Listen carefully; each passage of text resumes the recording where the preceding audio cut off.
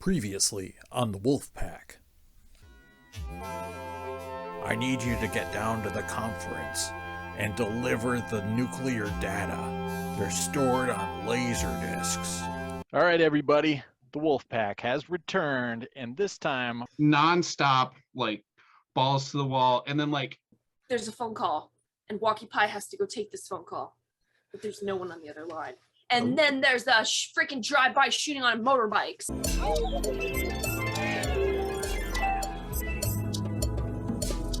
Oh boy. Who is that? Who is that? Oh, there's a ghost in your house. Oh, No, run. Is that a boy? Wait, is that a sister? For the fog. Are you Where saying did that person go? Where did that disappear? This is like a Japanese horror movie.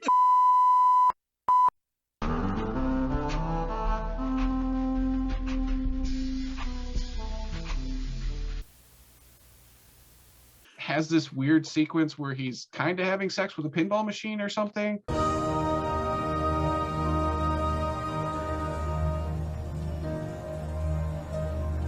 Now we're throwing this in for no reason. New Yorkers. Pit fight They're gang. the worst. Vengeful ghosts. Vengeful ghosts. Vengeful ghosts.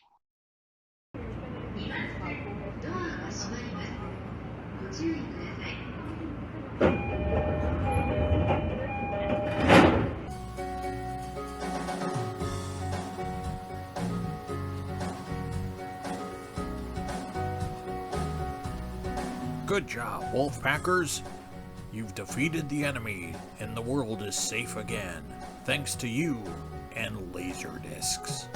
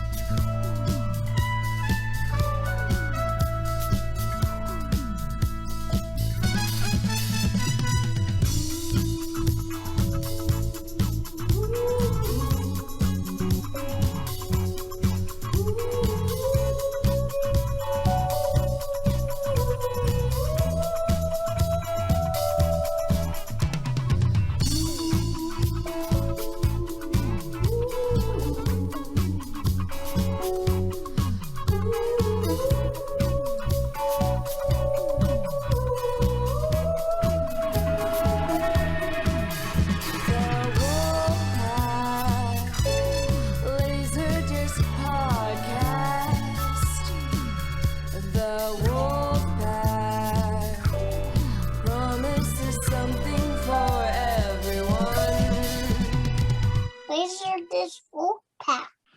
Man, so much that we had to catch up on. So hopefully you guys enjoyed that recap. Now you're all up and running and ready to rock with another artwork-centric Wolfpack episode. I am your co-host, Culturedog Sam Hatch, and I'm going to pass it along to the man that word on the street is when Shonuff, the Shogun of Harlem, asked him, "Am I the prettiest?"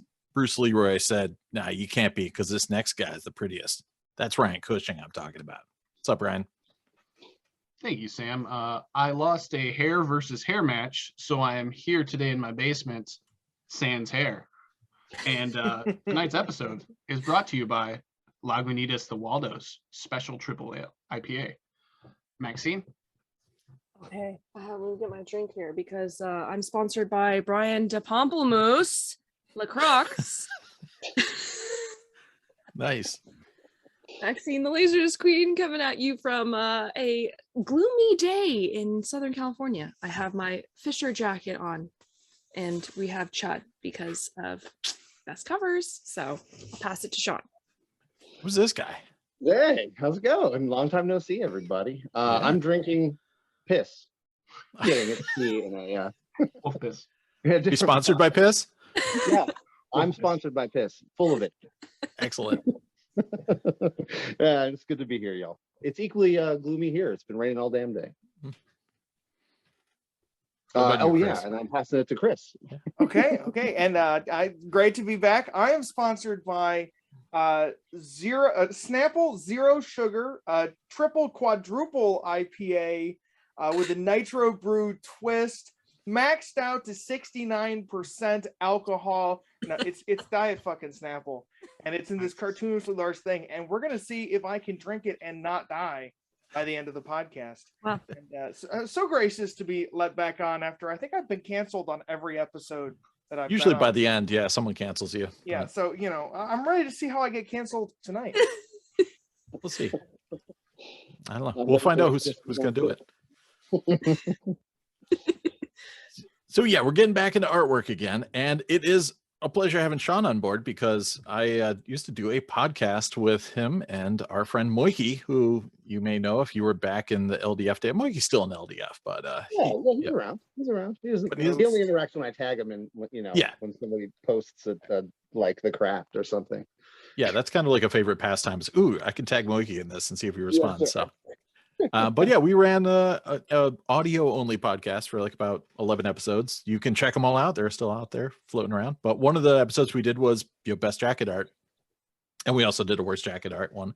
And we did it on this LaserDisc Wolfpack podcast, and the kids really dug it. So we figured let's combine forces. Let's get Shawn back into the fold. We'll revisit. We'll do a part 2 of best jacket art.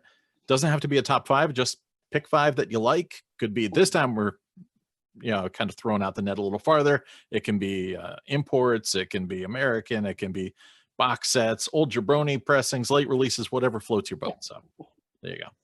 Yeah. And I must say, one, I love doing that podcast, and thank you to everybody who ever listened to it and supported us. But 2, I've only got 1 disc that's a carryover. That's pretty good. Only 1. I think I carried over 1 in our last episode as well. So I think my old podcast picks were Tank Girl, Lord of Illusions, Cowboy Bebop, Session 1, Criterion Halloween, and the Japanese Akira CLV edition. So right, for sure. And I know a few of mine, but I only really remember the one I carried over. So I should have written yours down too. I'm a bad host, so I'm just gonna make up a bunch of shit. I mean, I could have done some work and looked it up, but yeah, it says here Leonard Part 6 was your number 1, and wait. Yeah, the Fleischer Superman. Yeah. Anyway, so let's dig in. I'm gonna grab some discs here. Let's make this happen. All right. I'm going minimalist to start off with. So this one is one of the None More Black discs that sits alongside Halloween and others that if it's got shelfware, it looks like a complete turd. But it's just simple, and everyone wants to watch it when they see THX Wow. Yes. It's just a THX logo. It's a demo disc, so it's got the not for sale down there in the bottom. And if it's minty, it looks nice and tasty. On the backside, it's just the listing of all the chapters. Have you watched THX Wow? Yeah, a couple times. This was the go-to demo disc back in the day. It was mostly given to dealers and techs. And so, people would have these on loop in the demo rooms all the time because there's a lot of old, Lucasfilm things. But there's, Tomlinson Holman on here talking about the THX system. But the funny thing is they kept repressing these things until the, mid 90s after AC3 had dropped, but they never reissued it in 5.1. So it's very like early 90s. It's pretty much trying to sell you THX gear, basically, because this even came out before THX LaserDisc certification. So it was just trying to get you to buy those receivers and stuff. But that's it. Yeah, I don't know. It sits next to Halloween for me in classy black jacket land. So see, I kind of disagree with you about it looking like ass. I think it would look classy as shit with like your worn ring, like you get on an LP. All right, I'll see if I can find a beater copy on eBay and drop that in there. Still costs you about $50 these days. Yeah. Right, or like you got somebody's like coffee cup stain on there, just one.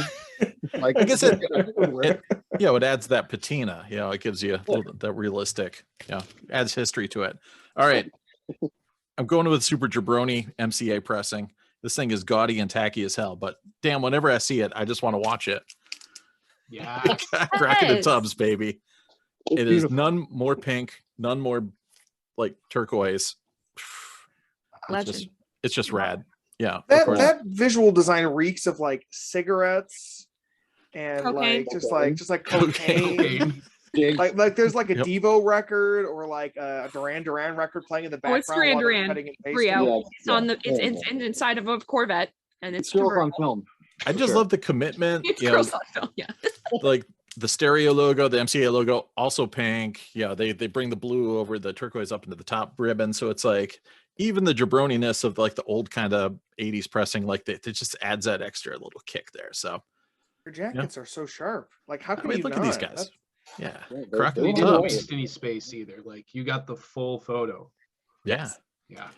I mean, and more pink on the back, obviously, but yeah, not as but you know, match. firing some weaponry there, so that's good stuff. Obviously, there's also the second one, which is the season 2 or premiere, so that's also good. But this is the original one. This has got In the Air Tonight and all that fun stuff. But I mean, come on, who doesn't want to watch that?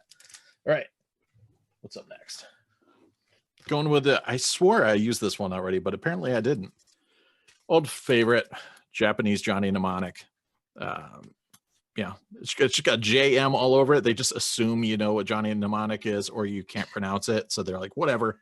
It's just JM. I You always see read that as- Keanu when yeah. you want to buy it. Like, anyways. So Yeah, I mean, but I don't know, man. It's got the emotion logo, so it always makes me think of anime discs whenever I see the emotion logo on there. Yeah, I agree. It looks like he's wearing a pot on his head.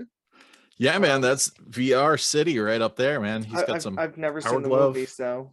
Oh man, you gotta check out course you have. JM. Oh yeah. Listen, I've seen like 2 movies, so. Watched Lion King on repeat his whole life. We don't know what's going Wait, on. you mean the Right. worst Disney movie? All right, back to Johnny Mnemonic. Anyways, but yeah, I mean, it's even got more cool pictures on the Obi. It's not just, you know, the usual boring stuff. On the backside, it's got a pretty badass standoff between Keanu and Beat Takeshi. Of course, Takeshi Kitano in this film has more scenes in this Japanese pressing, and they kind of promoted him as the co-star of the film, even though he's like kind of a, I don't even know if he's a tertiary character, but yeah, he's there in like a couple scenes. But yeah, JM. It's just, I don't know, I just like the little black border around it too. It's like it's matted as well, like for the extra little bit of class there. So all right, It's a good one. thanks. All right, we're getting into some anime. I could have gone with so many of them. I mean, right there behind me, that Gundam box is like, that's a top 5 in itself, because like the outer box is sick. It's got 2 box sets within that each are sick. Yeah. And then 3 discs within each of those boxes that are completely sick. I'm literally I'm moving parts of my entire collection, so it's just out. I'm not even like bringing it in. That's how many good anime covers there are. Yeah, But so you're absolutely right. You know, they've got beautiful gatefolds. It's just an incredible box art. yeah, I mean, that thing is just this nonstop cornucopia of killer anime artwork. So I highly recommend that, and it's an honorable mention. But anyways, I'm going with an old favorite, old analog release, but man, can't go wrong with a Nausicaa release. So just classic Studio Ghibli, and it just wastes nothing. There's a little LaserDisc logo down there. Yeah, The the rest of art it's- is pretty much unique to that, and one of the LP pressings, I believe, from the 80s as well. That's just like a beautiful watercolor, Yeah, pastel paletted thing. It's right over there. I thought about it. I know thought there it'd was be- really so many to choose from. It I almost went with Crusher Joe. That green. It was somebody just posted it. Maybe it was Roby. Somebody posted that on LDF too. Yeah, With the guy with the glasses. That one's so sick too. But anyway, so yeah, I went with Nausicaa. So, and this next one, I'm a sucker for those like kind of vellum obies, and this one kicked it up a notch with the vellum like everything. Macross Plus the movie. It's you know, not just the obi. This entire thing has. Yeah, let me just take it out of the. I could have also gone for like volume 4 of the individual. But yeah, the entire thing has this, you know, kind of slip vellum piece over it. And then on the back, you got the Sharon Apple logo and just that, yeah, the killer sky there. And it's just gorgeous. And you still have the Obi as well. So it's That just makes me That's the a art great- alone makes me want to jump into Macross. I've got Macross memorial box you right have over it? here. oh, I have dude, yeah. Macross. I have Macross Dynamite. Come on, what are you doing? Yeah, quit the I've seen, podcast like, and eight start of watching them. Macross. Go watch it now. Listen, I'm about to make a really ridiculous commitment at the end of this that is not anime related. So Okay. Oh, All right. no. All right, let's pass it on to Ryan. Ryan's I, not going to have any anime. You Decided might. against anime actually, because What? I knew that half of the podcast was going to be like, check out my anime disc, and Yeah. I was like, F anime. How about Ignitmare. Ooh. This guy. Ooh. When you Wow. play with Sam, you play with fire. Look at you It's got true. like, a flamethrower here, just flames in the background. He's smoking, so he's obviously cool. And then Wait, you is go to that the a cigarette back. or a match? I know. Is that a match in his Yeah, mouth? is that match Is as that a well? match or a cigarette? It might be a match, actually, when you look at That's it. Either way, almost it's cooler. Yeah. Oh, yeah, that's how he ignites. Yeah. God. Yeah, that's how he That ignites guy it. looks like I would want to get a beer with him, and I don't even drink. He's got like hairspray making a flamethrower there. There's just Wow. lots of fire. That's just a life hack. Yeah. So if you're looking for a good fire movie, Ignitmare. Backdraft just got fucking fired. Yeah.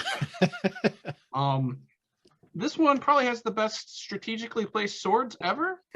Nice. This is Dragon Wow. Fury. The future has just unleashed the Ultimate Warrior. So not sure what she has to do with the Ultimate Warrior or which one Where her is. head I'm is. guessing the guy who has less chest hair, Hmm. but I could be wrong. I don't know. The back's kind of a letdown, but you do have a chick jumping off of like a second Wow. story. So, you know, there still is an action sequence. But Parkour. this one's from the close lands of Taiwan. So Wow. easy find. And then moving into a not anime movie, but with a very stylized Ooh. cover, we have Downtown Heat. This is a Jess Franco film. Nice. So you know that you're getting quality.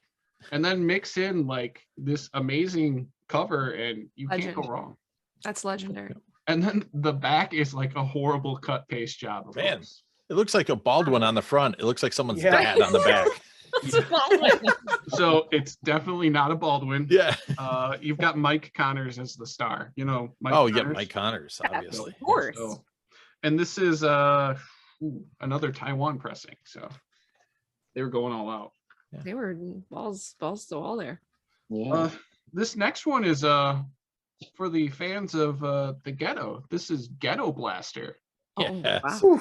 So Wow. you've got a dude on the cover with a shotgun and a trucker hat, Yep. Wow. and what looked to be some gang members in the background, a car, and I think it's a person burning with their Alright. arms out. And Wow. don't worry, there's not a letdown on the back. Oh, yeah. Oh You've my got God. a fiery car sequence, Holy shit. a topless chick with like some stars over it, Yeah. Wow. and then this guy and another crash sequence. Like Wow. Ghetto Blaster came, and yeah, this is a Hong Kong only pressing. Wow. Eeny, I don't veeny, get it. veeny. Jeez. Yeah. It's got it all. So far, you're like 4 for 4 on just fucking incredible covers. Jesus Christ. And I'm gonna go Also out inadequate. blazing. Are you ready for spies, thighs, bikinis, and bullets? Wow. The Dallas Connection. You've got Yeah. everything. Helicopter fire, Julie Strain, whatever kind of gun this is. This thing's just huge. And Yep. these guys are cooler than shit with their sunglasses on and everything Shades else. out. Yeah. And then even the back is more action. Everyone's got a gun in like every photo practically. It's just pure money. And this movie is fantastic. Andy Sedaris, like this is one of those that I never thought I existed. This is an Indonesian press that I found, and it delivers. Like you've got a full cover of just I want to see everything in this movie. So Spared no expense on that font. Do they too. speak actual dialogue or do they just grunt while they're firing? An excellent Oh. question. like I mean, Excellent why question. not There has both? to be catchphrases in between grunting. Yeah. I just feel mean, like there's gonna be it's Andy Sedaris, so I think it'll pass the Bechdel test. Oh, I'm sure it will. It may not pass it with any depth or plot advancement, but it will pass it. So All right. I I'm believe gonna you. put that out there. Holy Two moly. women are on the screen and one of them is exploding. Does that count? Well, as a I mean, pass? no, they're having a conversation in a hot tub or something. Come on. Oh, absolutely. There will be dialogue, but there will also be breasts exposed. Yeah. Artfully, So obviously. I can't show this to my course. students then. No. After school. Wow. Well, I think the only thing I could possibly follow that up with would be Killer's Edge. Wings, Jeez. Dude. and friggin' the best chin of all the time. dar. Zadar. And Karen Black too. I know Yeah. this is a quality cast here. Yep. Get a That was a good one. helicopter. I mean, Got a helicopter. Walk But of I Fame. mean, the front is just ridiculous. Yeah, that's pretty rad. I'm into it. I'd watch Okay, I'm really torn. I almost always show you guys something dinosaurs, so I guess I'll have to go. that. Whoa. Oh, nice. Oh, hey Oh, now. all right. It's a Toho pressing too. They go hard. Toho Yeah. is fucking Really hard. Yeah, Toho's got some of the best. Whoever did their covers is just money. I almost did the Toho SF box set too because I love that thing. Man, that's rad. Love the colors on the jacket on the Oh, front. me too. The rainbow of it is Yeah. just really on point. Yeah. Yeah, that's pretty. Okay. That's awesome. I'm literally just deciding as I go here because I had too many good ones. That's how we roll here, man. Flying by the seat of our pants. One of these days, you're gonna pull off one of those Gettysburg boxes that's been in the background for one of these. I swear it's been in the background for. They're like three Yep. Sleeping Beauties, two Lots of 10 Looney Tunes. Commandments, a bunch of Snow Whites. Yeah. Like, I Two just Back always to the find Futures? myself. There's some Pinocchio there, yeah. Yeah, two Back to the Futures and then two Dune. That's two Dune right here. Oh, Two two doing Dune up top. does? Yeah. Yep. Holy I see crap. that gold Bobby there. Sorry, I just got distracted by the stuff in the background. There's a little My who is Fair that? Lady. Yeah, this is My Fair Lady back Natural there. Born Killers. Natural Born Killers. This is like a side game.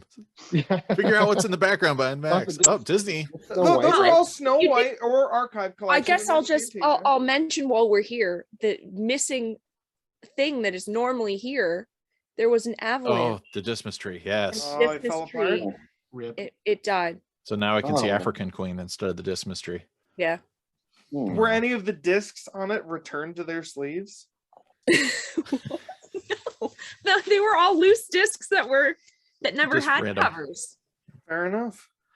They were Oh, all I've had, yeah. That's mainly what this whole section is loose discs and loose covers, and they don't go together. yeah, well, pour 40 out for the Dismas tree. Yeah. 40, yeah. I don't know. I might have 40 ounces left in this thing over here. No. Oh, what is going on This- there? So this one is one that I just feel like you could easily pass by this because it's strange, but no, it's like you Is get that a murder? close. This is legs. Oh, wow. Yeah. This is a knife. Yeah, he is stabbed. Okay. He is What's- stabbed. And then why? I don't even understand this bit. Oh, but that's it's- that little gum picker thing they used to put on toothbrushes sometimes. I like that comedy sticker on the Yeah. top left. Right? Is that like Yeah. stuck on there by somebody? Oh it's yeah. money. Because that sells me. Art of the guy is great too. It looks like, I don't know, This tells me. high school, like, I don't know, cover of a textbook or something that I drew on there. So this is Susan Sarandon in this film. Nice. So there's lots of Sarandon, but like, what is going on here? I have not seen this, but this is just this made me want to watch it because this is bizarre. Like, Man. and then the toothpaste font. Right. That's Listen, I like I that. one. joked- That's my favorite part. I joked that I was gonna bring 80s Paramount pressings today, but like Oh, these well, are you just so said- good. X brought it for real. Yeah. And No they're so joke. good. That's pretty, that's wild. How many Raw I- Julia. Yeah, it does. It does have. So last time I showed this magnificent. Yes. So I'm going to show its sibling, volume 2. Whoa. Wow. Olivia. Let's And get physical right on there. That's what my floor looks like every day. Yeah. Right? Was that taken right after the Discmas tree fell apart? Yep. That's a shot of the floor. Oh. But it's like nothing special in the back. But the Oh, yeah. front is just, I mean, this is a phone wallpaper or literal wallpaper if you ever wanted to make it. Yeah. Another life hack. All those loose discs. All those loose discs. That's awesome. Okay. And now I'm going to show box set because I wanted to show this last Ah, time. we haven't had a lot of the appearances of this on the cast, believe it or So not. this is the exterior box. I wanted to preserve it, so it's in its own thing. And then I have all the discs. Oh, nice. Separate. Yes. So here is the first one. That's great. That's why I don't like horror. I'll eat it up because here's more. Yeah. No, that's not as bad. I like that poor dude's Oh, yeah. face on the left there. His face is Mhm. melting off. Must be too hot outside. Yep. Favorite one? My favorite one is this one. Okay. Yeah, they're all pretty awesome. Yeah, and then it has the booklet, which is pretty cool, but more of the covers essentially. The backs aren't as cool.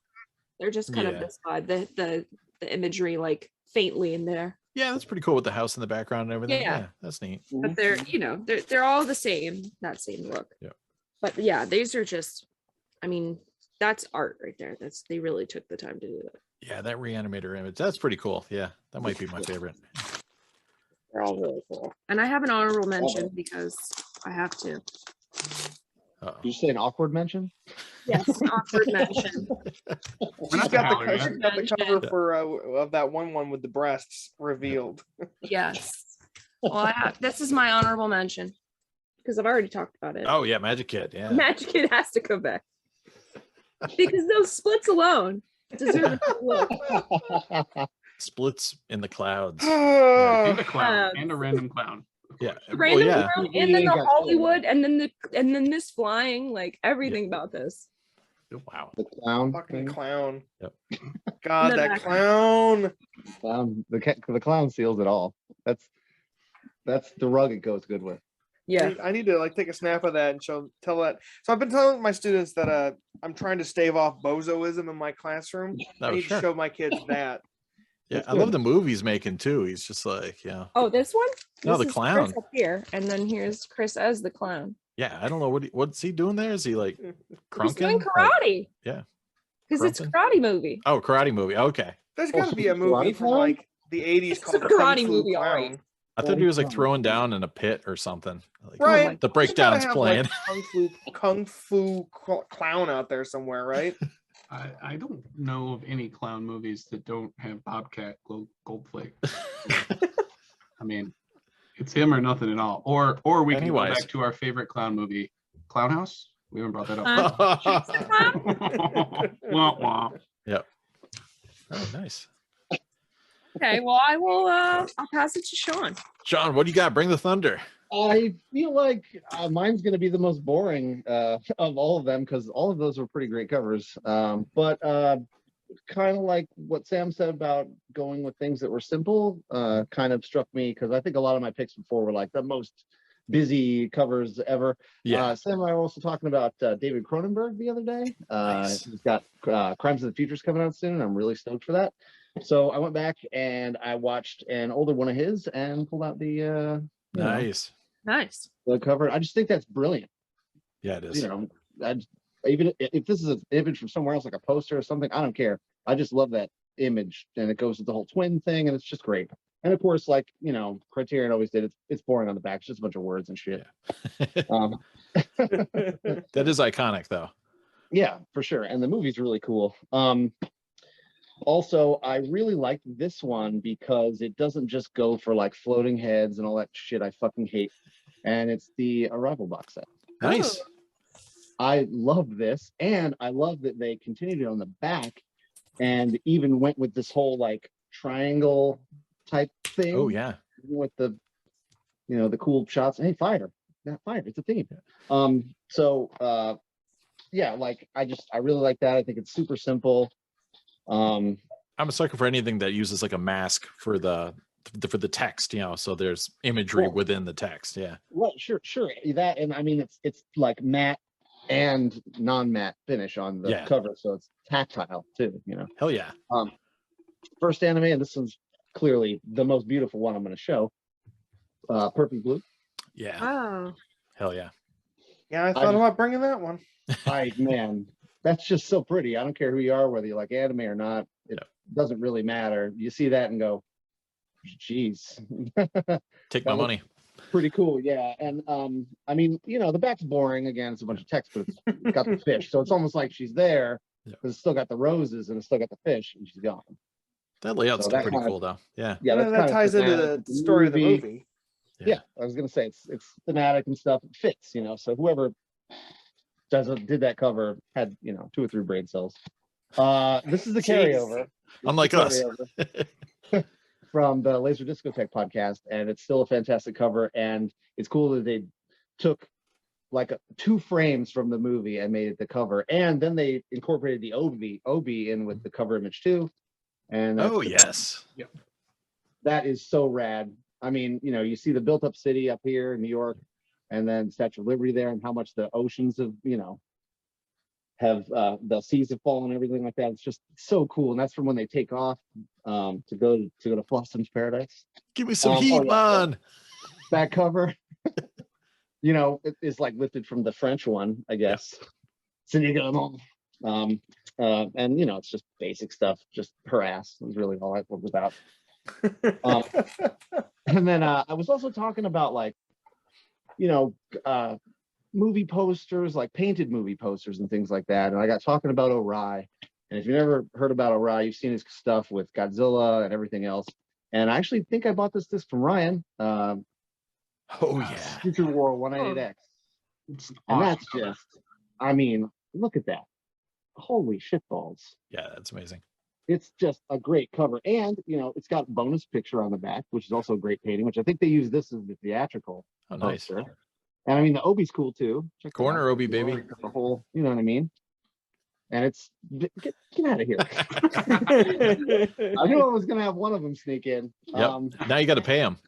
Oh, no, I got to pay him? Crap. Yeah. Got to join SAG and everything. So yeah, that's my 5, and I'm going to pass it to Chris. Yeah, that wasn't boring at all. Yeah, now I feel like I'm gonna have the dullest ones possible, especially after Shawn just laid into the floating heads. Yeah. My first you got 5 sets of floating heads there. Oh, yeah. Crap. So the 80s was the decade of, like, everyone had their own solo movies. And then the 90s was the decade where a bunch of 80s action stars and 80s and 70s actors got together and made movies with each other. The big one that everyone often talks about is like Heat, Ronin, stuff like that. But I'm going to bring up the Japanese release of Copland. Awesome. Yeah. Ooh. I mean, it's got the top Obi. It's got Ray Liotta looking, you know, distant off to the bottom right, lighting up a cigarette. You've got the excellent mustachioed Robert De Niro. I mean, it's just like, yeah, it's floating heads, but it's like these beautiful, like, stylized floating head where, like, I don't know, I fuck with it. And then on the back, you've got the beautiful layout setup here for the entire movie. All the main characters and cast members, you know, you got Robert Patrick with a mustache. Nice. You got, you know, Harvey Keitel. I'm not going to try and pronounce her last name. I mean, it's a good movie, but it's like, it just has beautiful art. Is that the Twin Towers? Oh, notice them. Are you supposed to notice those? Did you notice them? I noticed them. The Twin Towers fell when I was 6. So no one asked you about that. Are they on the cover? You're supposed to notice. You're about to get canceled by Maxeene. I think there are 2 large towers. That's all I got. Okay, good. Thank you. You noticed. I was in 1st grade when the Twin Towers fell, so I don't remember. Yeah, me too. Them being there. Yep. Yeah. Wait, Chris, show the cover again. Show the cover one more time. I want to make it one more time. Yeah, I feel like those 4 heads could be like at the top of like the Thing monster. Yeah. It's like a Hydra Copland monster. Like a band. It looks like a band album. I think Robert De Niro with that thick bush stash is just fucking MVP. Like, he could have rocked that throughout the rest of the 90s. You know, if he was like, he could have done that with, like, Meet the Parents. More stash. Now I'm gonna pull up a controversial one just because of the nature of the movie. Clown House. No. This one very important to me as somebody who was 6 when the Twin Towers fell. My generation is reevaluating this trilogy of movies, and I find the jacket artwork. Star Wars episode Sean's about to flip a table. The absolute best looking Star Wars jacket artwork of all time. I have always loved this spread on every single release that it has ever been on, except his lightsaber seems oddly short. As a short, know. Yeah, it's like a short little, it's like a half-mast. It was at the photo shoot. Come on. Stub. You know, it's got the pod racing. I don't know. This movie was like, I don't love this movie as an adult, but I watched it a lot growing up, and I liked the way that the obi. I was gonna say that's the best thing about the jacket is the obi. Straight into the jacket. The gatefold has this beautifully like low resolution. It's like, why did they print this picture of the Naboo waterfront?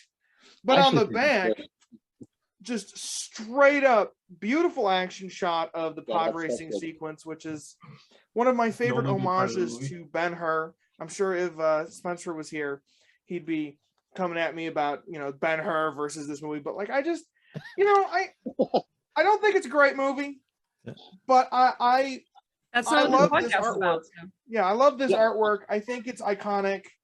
I know that you know it is truly floating heads. What? Amidala is Qui-Gon Jinn's like shoulder cancer. I don't care. I understand that they're separate people.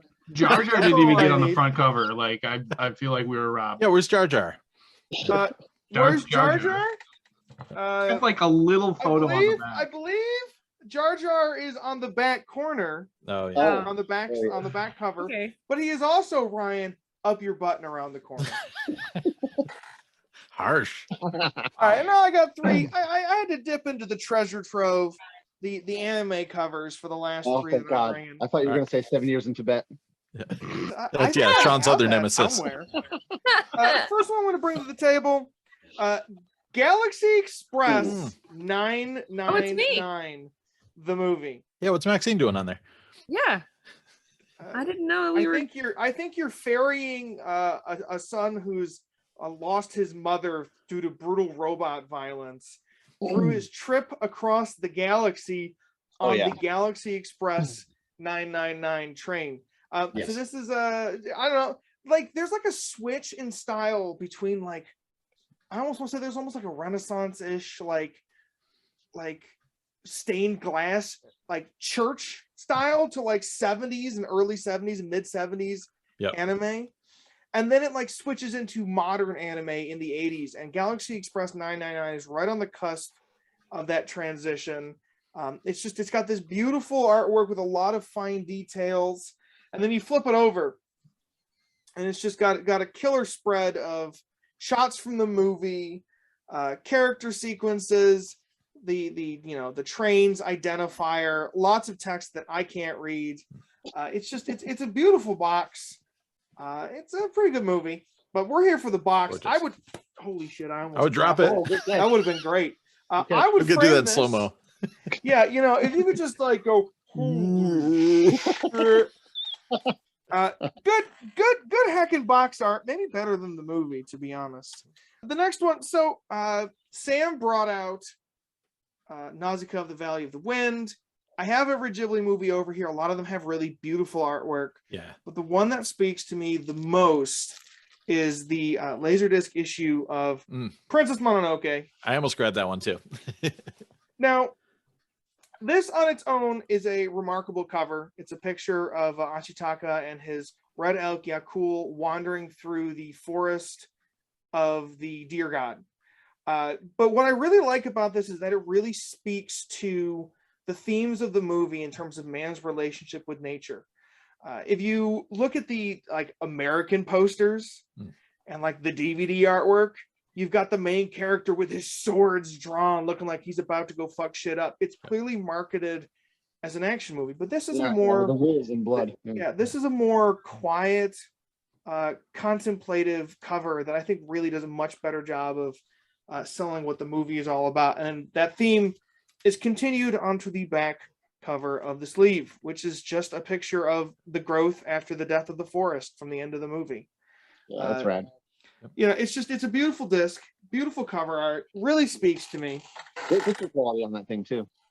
Yeah, it's a little hot, it's a little noisy, but also everything's Yeah. noisy when it's LaserDisc. So Yeah, and then great. we're Sounds gonna have to come in and kick the walls off with a little bit of gun buster action. Dude, that almost made my list. Yeah. Talk about one of the hottest. There's a Front T and at the end back. of hottest. Yeah, on the front you've got the women that lead the show.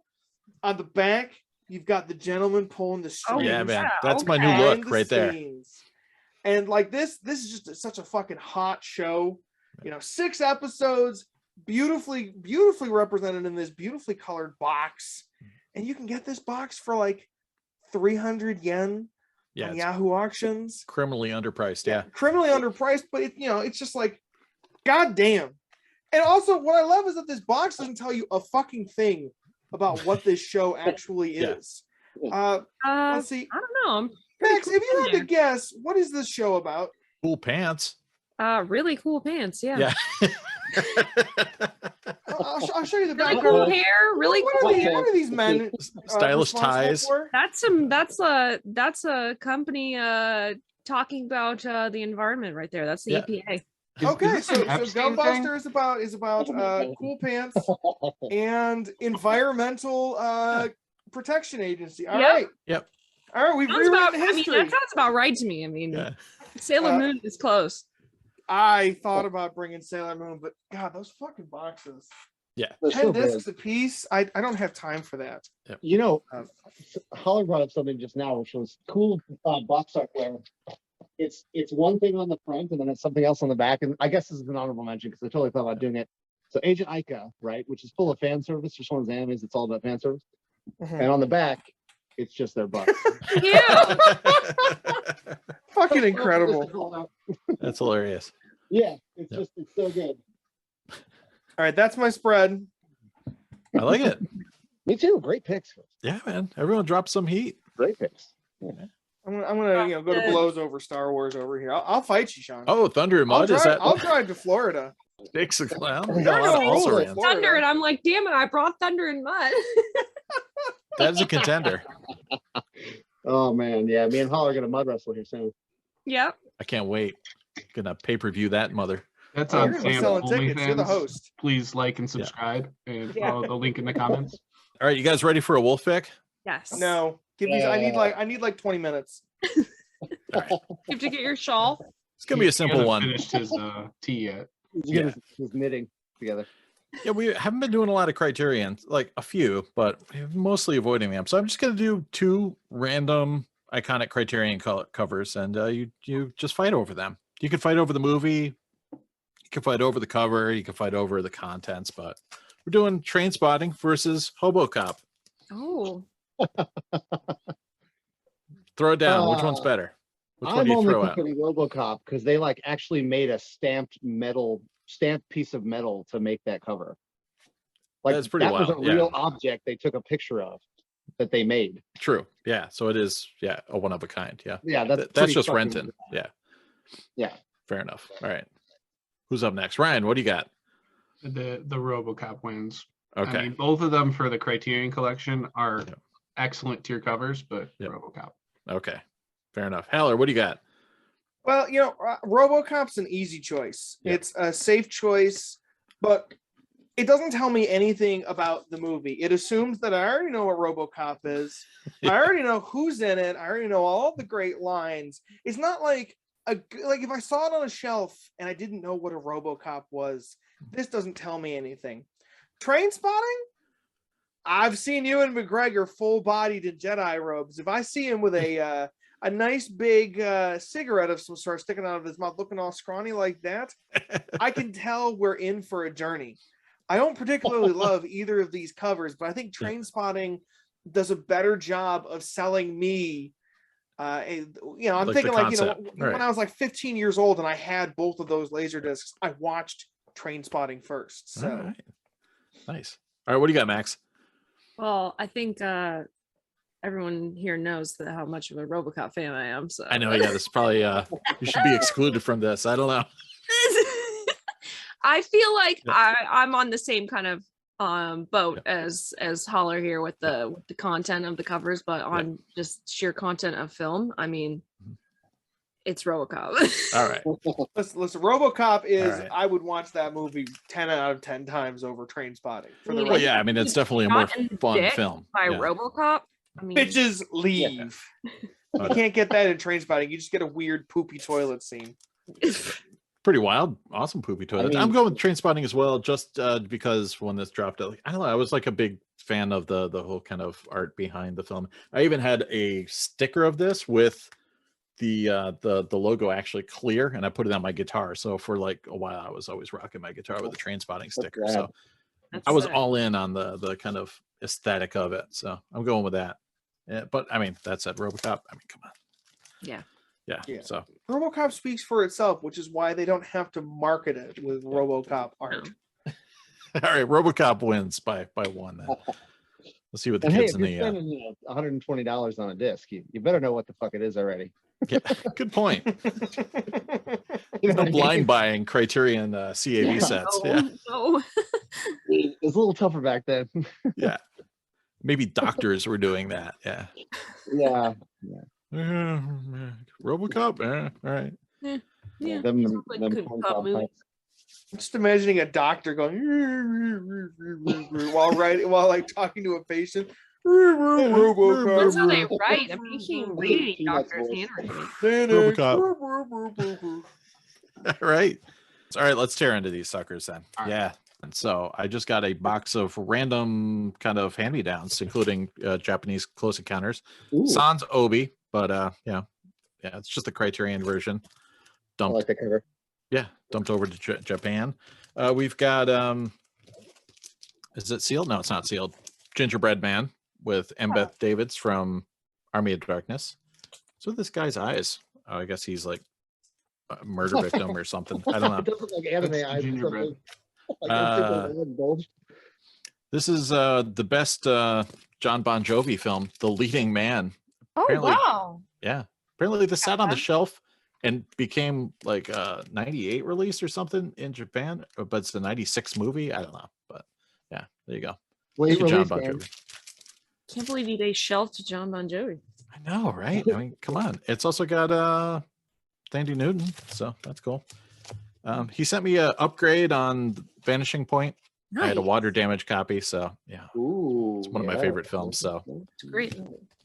as many copies of this as possible I need. Though it's got a punch out, so. There's a car in it. Are you looking for it because of the car? How do you know?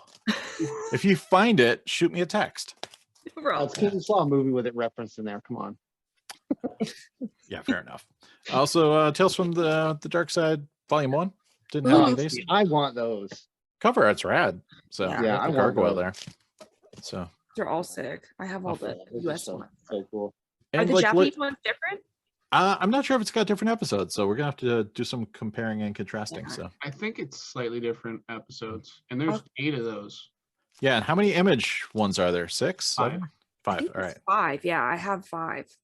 So that's pretty cool. And like you get the original music on these older ones because I know on DVD they ran into rights and they changed all the score. So got a copy of Runaway Train, one of the best Danny Trejo films, and oh yeah, that Eric Roberts guy's in it too. So there you go. And it's Canon Films. Pretty cool. What Canon films are those? Are they? Should I watch more Canon films? Absolutely. Yeah. Okay. Also got Mr. Vampire. Oh, Yeah. Oh, I like that cover. Yeah, it's pretty rad. I like you got to Yeah, put the I know. got to put the spell on his head there. Yeah. Yeah, it's pretty cool. Yeah, that was really cool.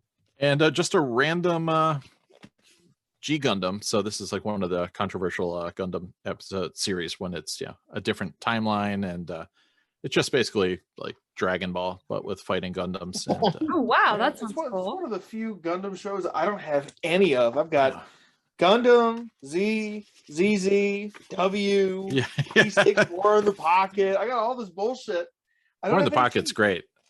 Yeah, Plus I stuff it's on the on my list inside. of stuff to watch when my subtitles reappear from in the middle of a That's Russian rad you got that. Yeah, genocide. and it comes with all these data cards. There's supposed to be one per. I think there's 7 volumes. There's supposed to be 1 per 7 volumes, but this disc just came with the first 4. So I can cut these out, and on the back, I don't know. There's some data about characters and mecha Wow. and stuff like that. So That's super cool. yeah, and finally, because I watch my LaserDiscs on a projector, I got a new lamp for my projector. I can never find these damn in the box new old stock, and this guy in Arizona or something had one, so I just got that. So I'm good for another couple of years at least. So I ready to hope go. somebody makes an I love lamp meme out of this when it comes out. I love lamp. Don't worry, you'll have a nice full screen Sam holding a balloon. Love it. There's the thumbnail. It's definitely I'll do it. I'm gonna sell custom merch on the. Yeah, Oh, I would buy that shirt. yeah. I love lamp. I love Sony lamp. I love you too. I love your musk. You got Ryan. Well, I had picked up a box of stuff from Japan, and I'm not going to show any of it because why would I? But tucked inside one of the laser discs was this amazing little folder of the Bodyguard postcards. For all of you who collect postcards that are focused on laser discs, specifically from the Bodyguard. So, but yeah, it's like a full sleeve of them, and I'm like, what? But so I have a Laserdisc postcard collection now. I would use those as golden tickets for when you invite people over to your house. If it Mail shows up those in the mail, like, Yeah. I got the bodyguard invite. all right, moving on. Brian wants to hang out with me. The wonderful world of Taiwan. We've got cause of death. Yes. It's probably the gun. It's probably. Holy shit. Damn. Nice. Backstreet Justice. Yes. One is, Backstreet's back all right. Yeah. I'm guessing the she's got a gun. I'm guessing the cause of death, and that was the gun too. Probably. But there's a lot of guns and team kissing, so you know there's passion going on in the back street. And that's the sequel to Backdoor Justice too, which is also good. Yeah, and I think this is like Hong Kong or Singapore. I don't know. This one almost made it, but it got beat out by Ignite-Mare. This is Bomber with Scott Baio. That's like a reversed cover of the other one. Literally. The limo's on fire. Yeah. So somebody find it real quick here. Yeah, somebody put. You've got Ignite-Mare and Bomber. Wow. We need like a full moon crossover, like Ignite-Mare versus Bomber. Yes. Well, I mean that's coming soon. And there's a lot more, suspense on the back. So plus Scott Baio. Yeah, there's not enough fire on the back. because when I think of action stars, I'm like, you know what? Where's Scott Baio at? Right. Yeah. Got Red Blooded 2. Oh my God. All right. Which is the sequel to Red Blooded American Girl, but they shortened the title internationally. No. Is it really? It technically is, Oh but it's my I don't God. think Any it has carryover? any kind of carryover whatsoever. It's Wow. yeah. So Legendary. Nice motion blur though. absolutely. I don't want any cargo unless it's white. Wow, that's Wow. I'm pretty racist of assuming, you. I'm assuming they're talking about cocaine, but yeah. It's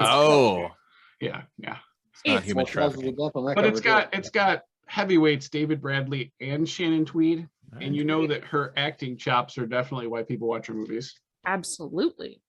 So this one's Indonesian, if I remember correctly. Wow. And then a little bit of David Carradine with Kung Fu. Oh, A hell Legend yeah. Reborn. I believe this is the pilot for the television series. Nice. Wow. So Amazing. That's rad, man. this is That's a really Hong cool. Kong release. I love it. And we've got Soldier's Fortune. Oh my God. Oh my There's a God. struggle right there. That's got everybody's favorite Dan Haggerty in it. So you Oh know my it's God. good. Man. And this is also Hong Kong or Wow. Taiwan. Got a few more. I love it.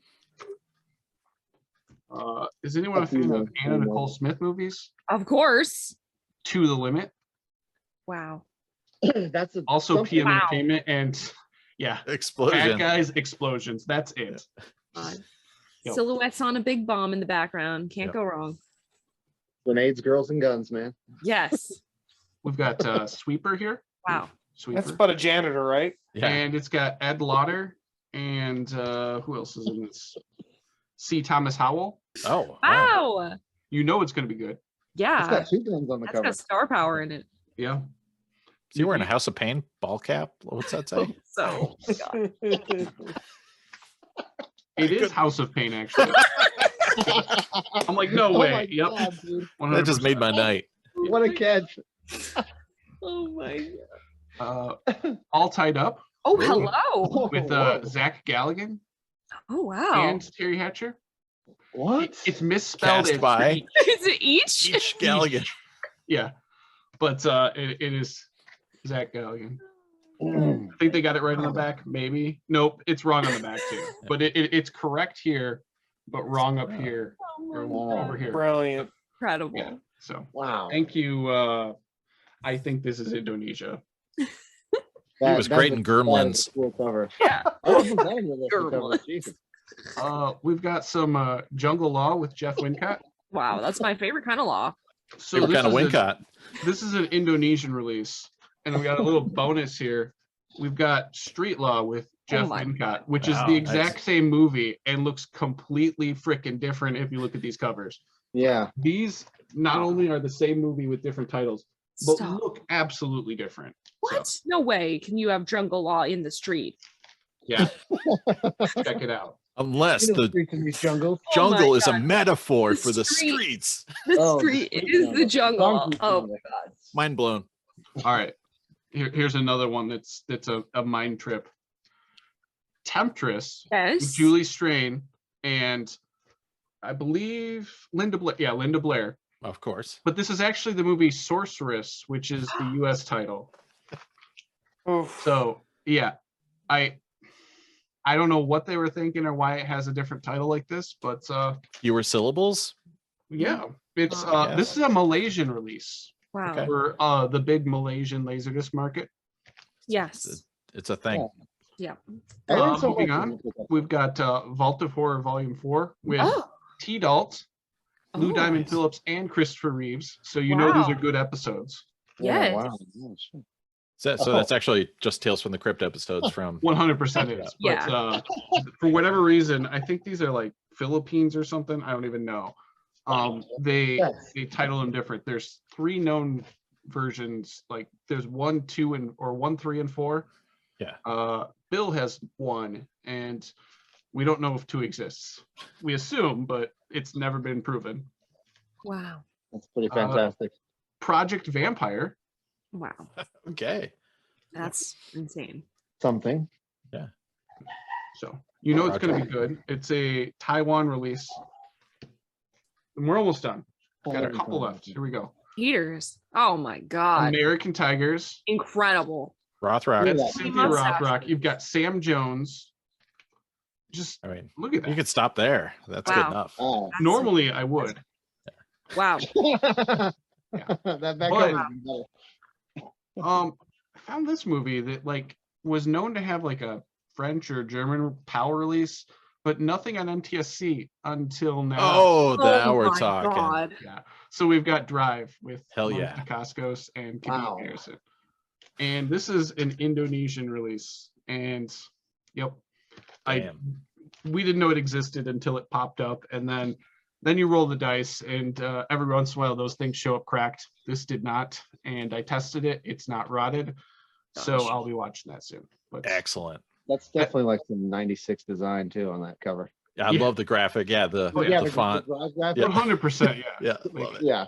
So somebody did that in Illustrator or something. Yeah. And it took them forever to render. Oh man, I swear this cover's gonna be ready tomorrow. All right, Maxine, what do you got? Ooh, okay. Okay. I got some good stuff. I will start with swag because I'm excited, most excited about that. I'll start with this little guy. Oh, another case. Ooh. What, Walkie Squawky? man. Oh, Squawky, the oh, gold nice. seal of a squawk. Hell yeah. God, that's so cool. And I like the little, this is a little plastic latch here. And there's some discs in there. These are just karaoke ones. It looks like it says your pizza 20. I'm Yeah, sorry. what was that? It really does. It looks like it says your pizza. Your Pizza 20. Your pizza 20. That's glorious, man. Yeah, That one's that's cool. now I'm about ready to beat that one. With the sickest case I think I've ever. What? This Sicker is- than like the cool metal That one, briefcases? this is on par with that, in Okay. my opinion. Okay. This might be controversial, but Whoa, it's for 8 inches? What the fuck? Rad. Wow. Whoa, and that's thick too. Yes. Wow, Now that's cool. this has little snaps, Oh man. and it opens up. Dude. That is so cool. And all of these discs that are in here are in these, like, I really haven't seen these. Yeah, Whoa, the caddies. like art case? Holy shit, what? And then this comes off, and then this is how you take these. It's like a tray case for a CD. Holy what? Yeah. That's too cool. Are those the bendy discs too? Yeah, they're single. They're So you single. need the yeah. adapter. Yeah. Yes, you would Yeah. need probably would need them. Yeah. Some players you can get away with it. Yeah. But yeah, you put the little guy there, and then you slide this back on, and That is so cool. That's awesome. it's like I've never seen. Oh, it has a little corner, so you can match that up. Okay, I I see. could probably fit my whole 8-inch collection in that one carrying Yeah. case. Right? I just freaking love this thing so much because it's like a little purse. Yeah. Yeah. That thing's worthy of that Metallica single disc you got, Sam. Hell yeah. I would put that in there. Yeah. Spinal Yeah. Tap. All these little sheets were in there. I guess these kind of go on the backs of the clear, but they were loose. Oh yeah. Wow. Crazy. Way But yeah, cool. Yeah, it's almost like CD cases for the fucking. That's so cool. Oh my god. yeah, I've never really seen. I've like seen photos of these, but I always thought they were CDs. And when they showed up, like, I was like, "What? This is a freaking 8-inch disc? Like, what? Wow. That's crazy." But this is just like, this thing is freaking precious, and I love it. No, dude, that is fucking rad. Man, so did those discs actually come packaged together? Yeah, they With that- were in here. They were shipped in here, Wow, that's just right. like that. Did you know they were going to be in there? I did not know they were going to be in That's there. even I thought they nice. were CDs. Yep. In the photos, it looked like CDs. I saw this. Because yeah, not with something to scale, it looks like a little jewel case. Yeah. Exactly. And I was like, okay, I'm going to get some random crap, and I'm really just getting it for this adorable little thing that I want. Yeah. And then it was like those. I'm like, well, this is fucking way cooler than I was expecting. So, Oh wow. but I got a another different stack of some karaoke 8-inch ones, which I will show in another time. Cool. But we have some discs here. I think for convenience, I will start with the largest one. Ugh, Oh, the heft. what do we have here? Oh, What is this? This Oh. rivals the Twin Peaks box set for heft here. Wow. So this monstrosity is computer graphics. Yes. Damn. What? It's like all demo stuff. Let me get the book out. The book is what really gets us to the. We're going to school, kids. Okay. So it's a data file book it says. And what is in here? So this is an anthology of all of the computer graphics, like the really big named computer graphics discs. This is like all them on one big box set. And they're That's all awesome. like categorized by different genres. Wild. Wow. So I literally I've never seen this box before, Yeah. Holy. but when I saw that was computer graphics, I was like, I'm all about it. Huh. That's Okay, gonna that be a used to be funny like- Saturday watch sometime. Yeah. Yeah. What I mean, I think probably this is the most recognized one. Go close on it. This guy. Yeah. The Yeah. little bee guy. Yeah. Yeah. This guy. Yeah. Yep. But yeah, it's gonna be in depth and super cool. There's a bunch of like chapter information in here and some information on the different people who did the art, and it's all in, it's all in Japanese, but That's There's- cool. this is crazy cool. What So- year do we know when that came out, or is that Ooh. 80s? 1988. 88? It's 88. Yep. Yeah, 88. But yeah, all the discs look like this. Killer. That is so cool. Super. I made that for the 100 people who cared at the time. Holy shit. I know, right? Like, who was buying that? That's interesting. Yeah. But who yeah, I went just looking love for that? I love the it looks like Yeah, it graphics says in this way. computer. Yeah. Yeah. And- Computer. Yeah. Da Graphics. Vinci Code 2, baby. Right? Yeah, that's fucking cool as hell. Ambigram. Yeah. I love it. But yeah, it's written up here too. Graphic. Nice. Somebody else worked really hard on that in And I just- Illustrator.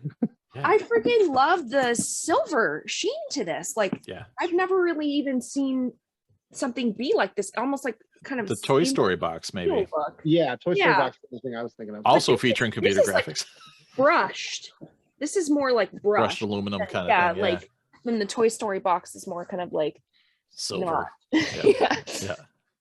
There's Okay. surprisingly like all of the details on the LDDB for this one.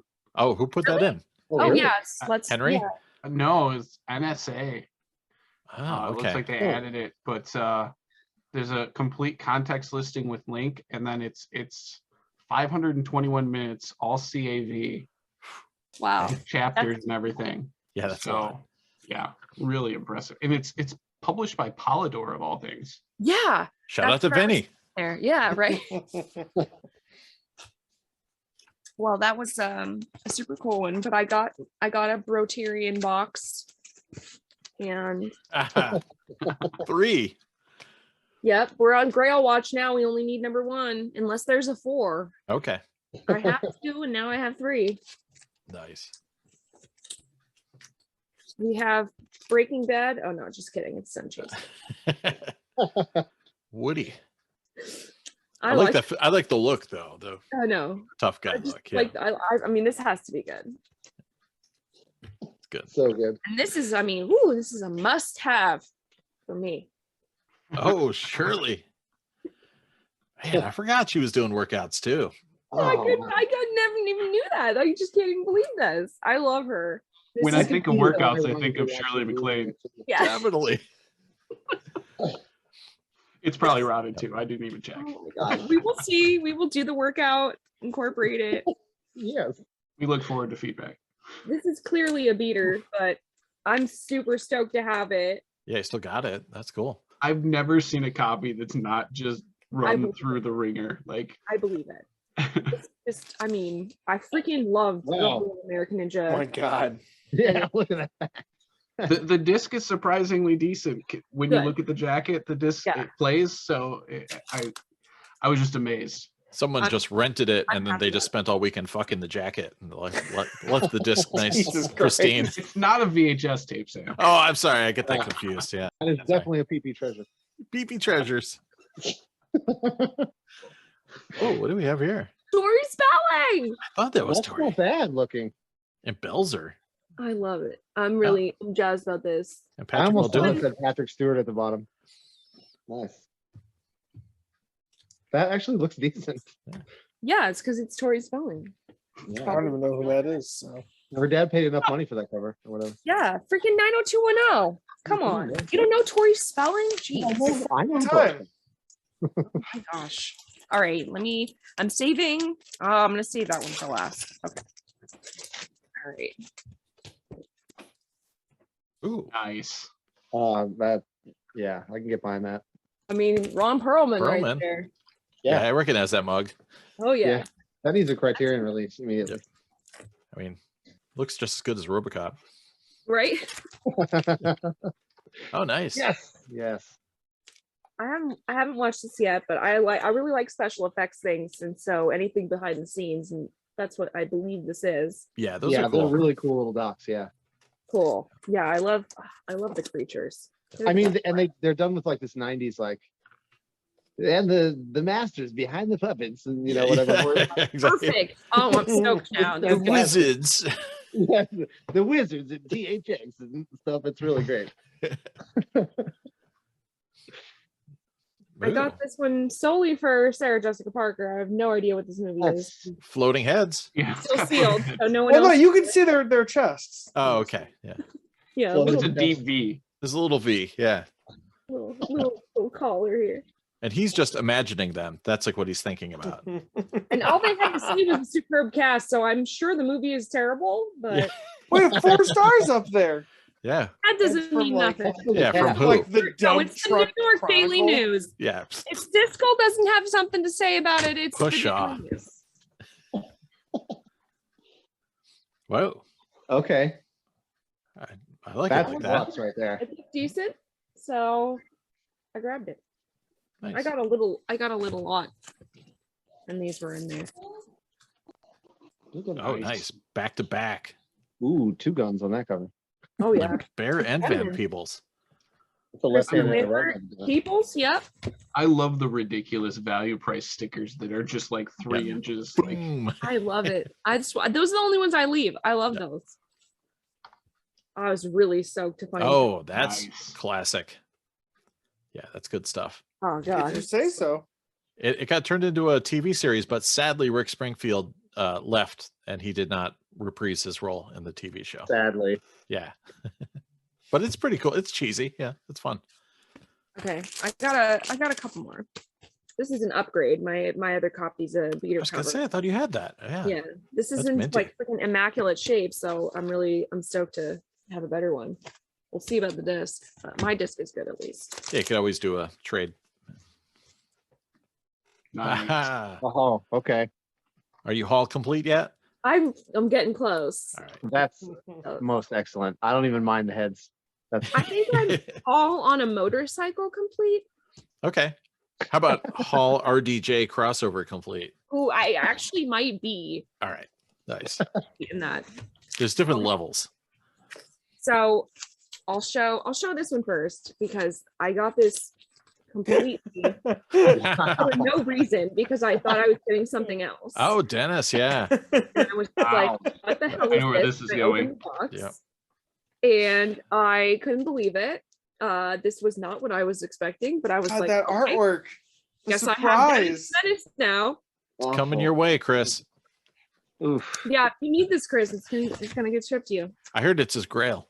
People might just be. ship shit to me anyways. And I have then his address, so I got this disc, Whoa.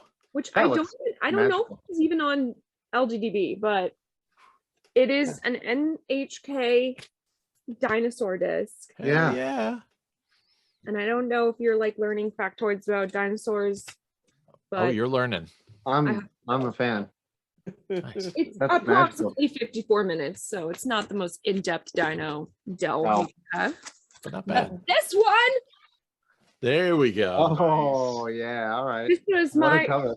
grail You got it. because it's dynamite, guys. I mean, it says Yeah, it. Dinosaur Hunter. Is that like comic font too? Yeah. Oh yeah, Comic Sans, I mean, yeah. it's just like Man. That's like before. That's like, wow. Wasn't the sequel to that like Abraham Lincoln Vampire Hunter?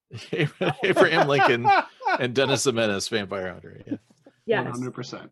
this is just like, I mean, I love it. Yeah, I mean, Have first you things watched first, he should probably turn around. Yeah, where is he shooting? What's he aiming at? Protecting Yeah. the dinosaur. Oh, he's from the protecting it. freaking Oh, mean okay. neighbor. Oh, okay. His mean Like neighbor. Mr. Wilson or whatever. Yes, Yeah. Mr. Yeah. Wilson's coming for him. All right. There's so much going on. It's hard to process. I know. We'll have to watch this and see what it's actually Yeah, like. that's Yeah, let's Twitch that. pretty magical. Yeah.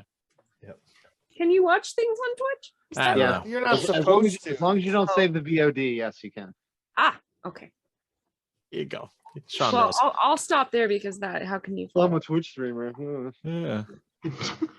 Sean, when you're not streaming, twitching, and whatnot, do you have any LDs that you purchased that you want to show? Streaming, twitching on Twitch. That's right. I only have one that I picked up. I've actually been getting rid of a bunch of stuff because I'm moving soon. So Yeah, I mean that's a valid excuse. Yeah. but the thing I did get, and I showed it off like while we were warming up to you guys, was the Pet Labor movies. That is a thing. cool ass box. Yeah, what a neat box. Yeah. It's a real glossy, nice picture. And I love the style they did here where it's like they made these models and they're using like scaling to make them look like they're in this real world environment and stuff. Yeah, the simple text on top. It's just, I don't know, it's just got a great look to it. Yeah, Yeah, it's well, a very thing it's is, very like, serious The box. even the side is real cool, you know. The inner box is just blank and it's black, but it's got a really nice booklet. Oh, like all these nice. things do. But this one's like that's a thick boy. You know what I'm Wow. saying? Yeah, That's a normally thick- you get like 10 pages at most. Yeah, no, but this one's like really in depth about like They even did like some CG, and they went into some of that. They show the whole city and where everything happens. And Oh, nice. stuff like that. I'm not doing a very good job of showing this, but yeah, like see, they show some of the CG stuff that they did, and stuff, and it's got in-depth interviews, and it's all in Japanese, so of course I can't read it. But but that kind of aesthetic also continues on to the discs as well. Oh, nice. Wow. Like where they took a picture of something real and then like used force perspective to like make it look like the Pat labors are in there. Yeah, it's cool. That's impressive. Yeah, I like that. That reminds me of that Macross cover. or Yeah, whatever you call it. Big Sky. But that Yep. one, that's my favorite one. That is cool. That's rad as fuck. And then like that one's pretty cool too. Yeah. But it's just a really neat box, and I got it for like not much. Yeah, I think I picked mine up for like 200 or 300 yen back in the day. And that's why it's so neat. Like even though now everybody knows to buy discs off of there for cheap. Yeah. It's still there's still so much in Japan. They put out so much stuff. Yeah. That you can still find things like that for basically nothing. Yeah, it is crazy how overpriced US pressings of anime ports are compared to these beautiful Japanese boxes and stuff like that they can get for next to nothing. Yeah. Yeah, and that's, to be fair, that's just because American anime fans are lazy. Yes, good point. They're too busy making out with their body pillows to get on and that's right. Yeah. do some auctioning. Yeah. Yeah, I mean, come on, exercise your arms and do some Googling, get your subtitles. Get your carpal tunnel the right way. Yeah, that's right. I have raging carpal tunnel. It's the worst. Well, But hopefully that's you can. pretty much the only thing I picked up, and it's beautiful. I love it. Nice. Thanks for sharing.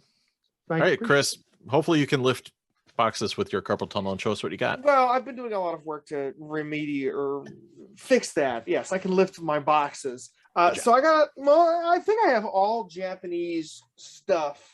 Cool. That's kind of the phase of jabronism. I'm Big in, long where look there. It's like, how much of this stuff is there? Yeah. Yeah, you're gonna show us one shelf. I got a couple of boxes in from some Yahoo auctions. I shipped about half of it out to other people because I didn't need it. Some of it went to Ryan, some of it went to a couple of people on LDF. But I kept some cool discs that I was kind of surprised that I didn't have. The Japanese pressing of Reservoir Dogs. Great layout. Great layout. It could have been a contender for great artwork. I mean, the two guns on the back. Hell yeah. Come on, it's great. I'm not actually. I don't think I've seen the movie in literally 12 years. Okay. So it's like I don't really have much to say about it, but it'll be a treat. I hate that movie, but that's a great cover.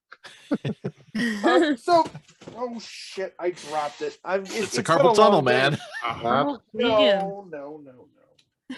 Knew it was gonna happen. This lot that I picked up that I got rid of most of had like NBA discs. Oh of, yeah. like the Bulls. I saw that. It had a bunch of like music discs. Neat. And then it had a bunch of weird stuff. This is a movie or a production of some sort called Tokyo Biori.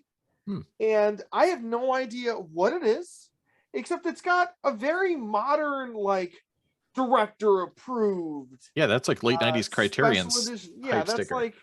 like I don't think I've ever seen another Japanese disc that doesn't have, well, it's either missing an obi or it didn't have one, but it's got the director approved sticker that's very stylish.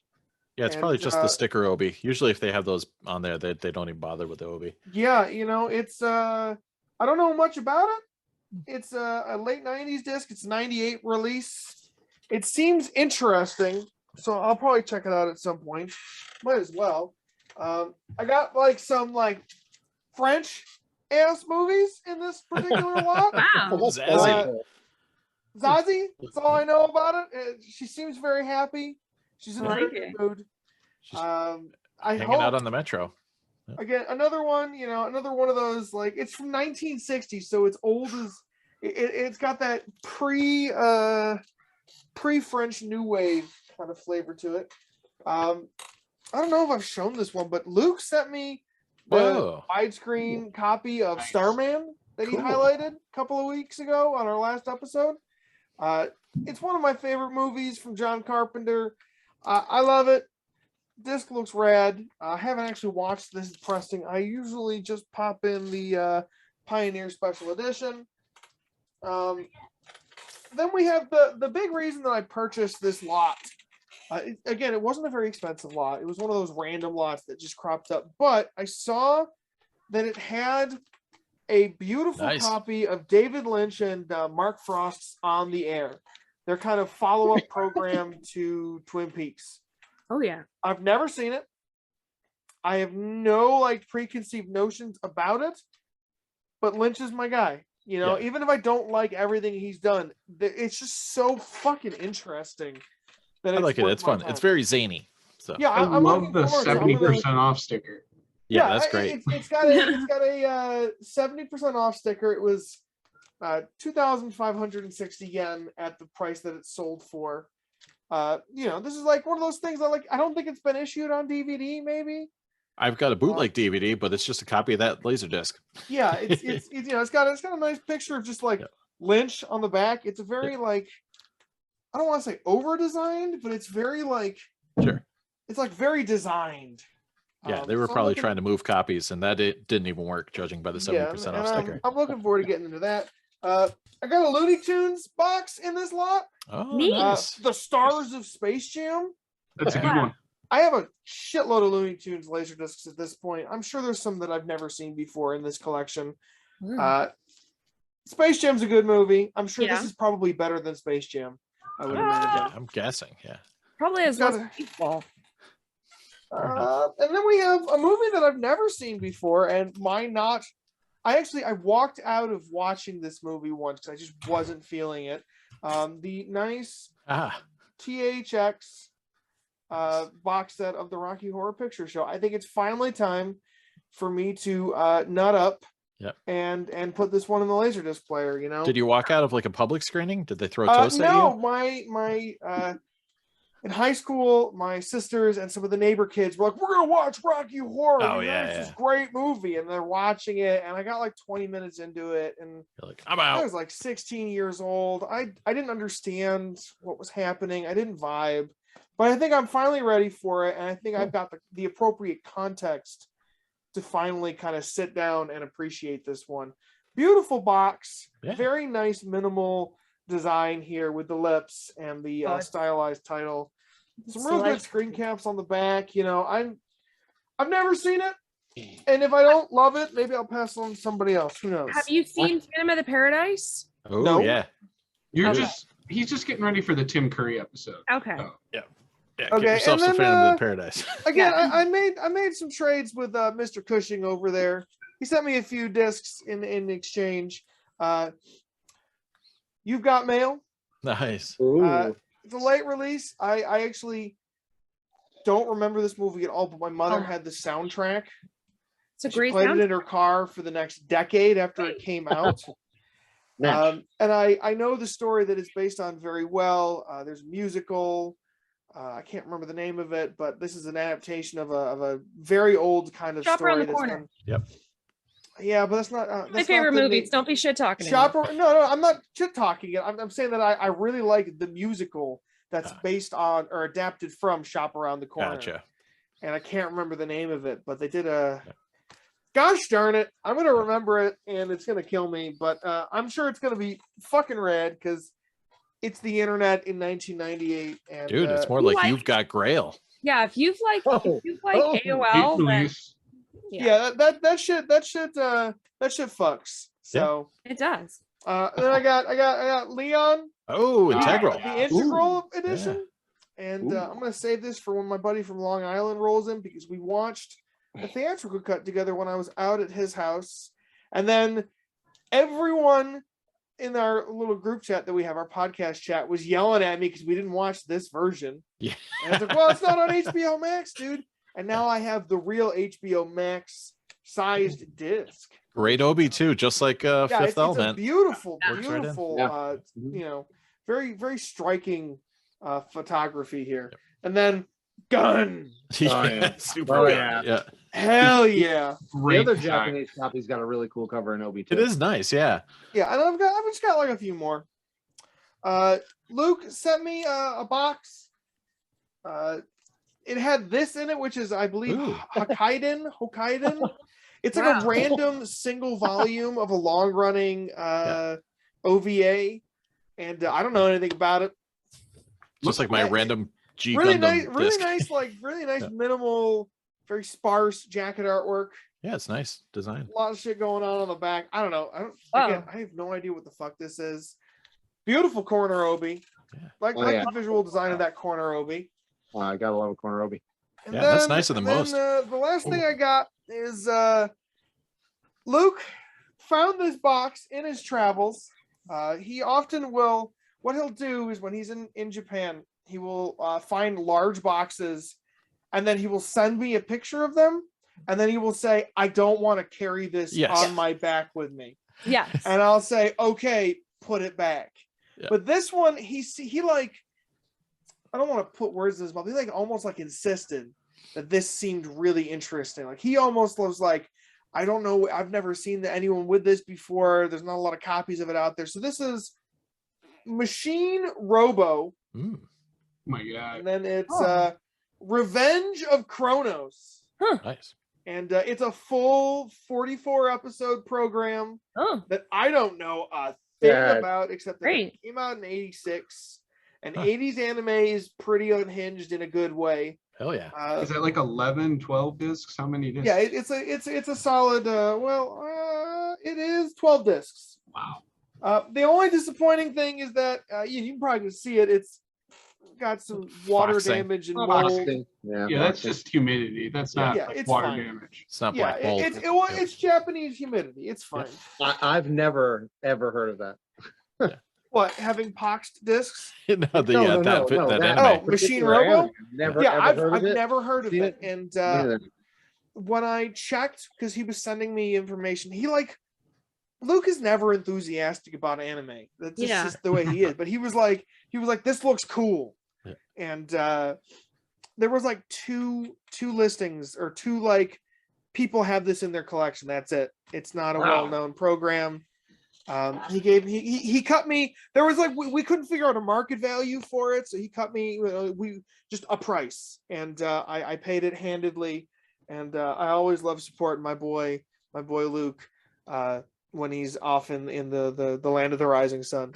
Yeah, he found me a bunch of Gundam 83 discs, and I'm like, oh, I need all those. He's like, I'm not carrying those. It's like I love him to death, but he'll just be like, hey, look at all this cool shit. And I'll be like, oh, is that 200 yen? You should grab that. And he'll be like, I don't want to carry it. I was just like, all right, I understand. I get it. I respect it. Chris, you got to tell me when you watch that one if it's any good. I have to find subtitles for it first and raw dog it. Nah, just put it in. No, I don't raw dog anime when I've got a Genlock like I do. But I'm gonna look up, see if I can find subtitles for it right now. I'll watch a few episodes this weekend. I don't care. I was just gonna say, just if the intro song is rad, that's all I really want to know. That's good stuff. Yeah. Because I'll go get the 45. Yeah. Hell yeah. You know what I mean? That's a killer 80s anime intro is like one of my favorite things in the world. Yeah, I never fast forward through those things. I'll watch if it's never. like 13 discs. I'm watching it all the time. Yep. Yeah. Yep. Subtitles for Machine Robo, Kronos no Die. He's doing it right now. And there is nada. I don't think I'm gonna get anything. All right. I don't think you're gonna either. All right, let's tear into some hot topics. I think it's time. All right. This is good because there's a couple Shawn-centric ones here, so it's good you have joined us. Oh God, what really? Oh no. We'll work our way up to those. So we don't want to put you in the spotlight immediately. So all right. I think the first good one I saw was this heater post of when you get Star Wars, but your TV is too good to actually watch it, and it turned into this extreme thread of just all sorts of stuff, all sorts of interesting reactions. So is Star Wars good enough to watch on your TV? What do you think, Chris? Listen, LaserDisc is an analog format designed around the limitations of the NTSC television standard on cathode ray tubes. If you're watching it on anything else and you don't have I'm blanking on his name. 4K 80i guy. Peter. Oh, Yeah. Bean Party? If you don't have Peter's budget behind you and his time to tinker, you're not going to enjoy it just plugging it into your 4K television. It isn't possible. I don't know. I disagree. Yeah. I plugged my Quasar into my 4K and I enjoyed the fuck out of that. So Yeah, but like, do you think it looks comparable to something designed for your 4K television? I've seen films that are on YouTube. They're horrible. When I bought my 4K TV, the first thing I popped on, I think it was probably Macross. Do you remember Love? And I remember thinking, with the lights out, this is like blacker than black. I was like, I cannot tell that I'm not watching a CRT. That was my first thought. I'm like, why do I keep these bulky CRTs around when I have this sick 4K? So, but I say the one kind of, the one kind of caveat to that is calibrate the fucking thing. So I made that meme, that meme with Lost Highway with Robert Loggia going, I want you to get your fucking TV's manual and a copy of Video Essentials, and I want you to calibrate that motherfucker. So now when you calibrate a digital display like your 4K television, do you still calibrate it to the analog Video Essentials? Yeah, I still do. I mean, I have a separate channel, and then I do a separate calibration just for, because I mean, of course, if you're calibrating your everything to Video Essentials, it's going to look like poop when you're watching DVDs, absolutely, and Blu-rays and streaming. So I have to have like a separate setting. So hopefully your TV has, different like user settings, or you could tweak like Cinemart or something. Most like that, TVs do. I don't even have anything. I've never plugged a LaserDisc player into my 4K OLED television. Oh, okay. Not because I'm like afraid to. My LaserDisc player is down here in the basement where I am. Well, it's a lot lighter weight than your TV. You can cart it up. Yeah. I have 2 CRTs in the room with me behind my camera. Technically 3, and they're a pain. They probably warm that room in the winter too. No, ask them about the shawl. They'll tell you. He loves the shawl. Yeah, he does have a grandma shawl he busts out. Yeah. Yeah. Well, we're heading with the warm season, so you're not going to see the shawl until probably about December again. So, and this kind of ties in with Bill's recent purchase too. He just went and started digging into Pioneer Kuro plasma TVs, and so Max has been using plasma TVs before. Are you still a plasma user? I am a plasma is always my favorite. I have a plasma in the bedroom TV, which used to be my main TV in the living room, but I was concerned about the hours I was putting on that TV. So I did get a newer TV. It was from Best Buy. I have no idea the quality of it. It is a standard Joe, gigantic, biggest I could get for the price television. And I used Video Essentials on the LaserDisc channel, and I have it going through my DVD-O, and I have a little Extron box that's doing a little bit of something there. So that's my main rig is with this as big of the screen as I could get. And in this room behind camera is an Elite plasma. So I have plasmas all over the place, and I was hooked up to all kinds of different stuff. I'm sensing a theme here, though. Everyone's got a box between the LaserDisc and their TV. HDMI. Yeah.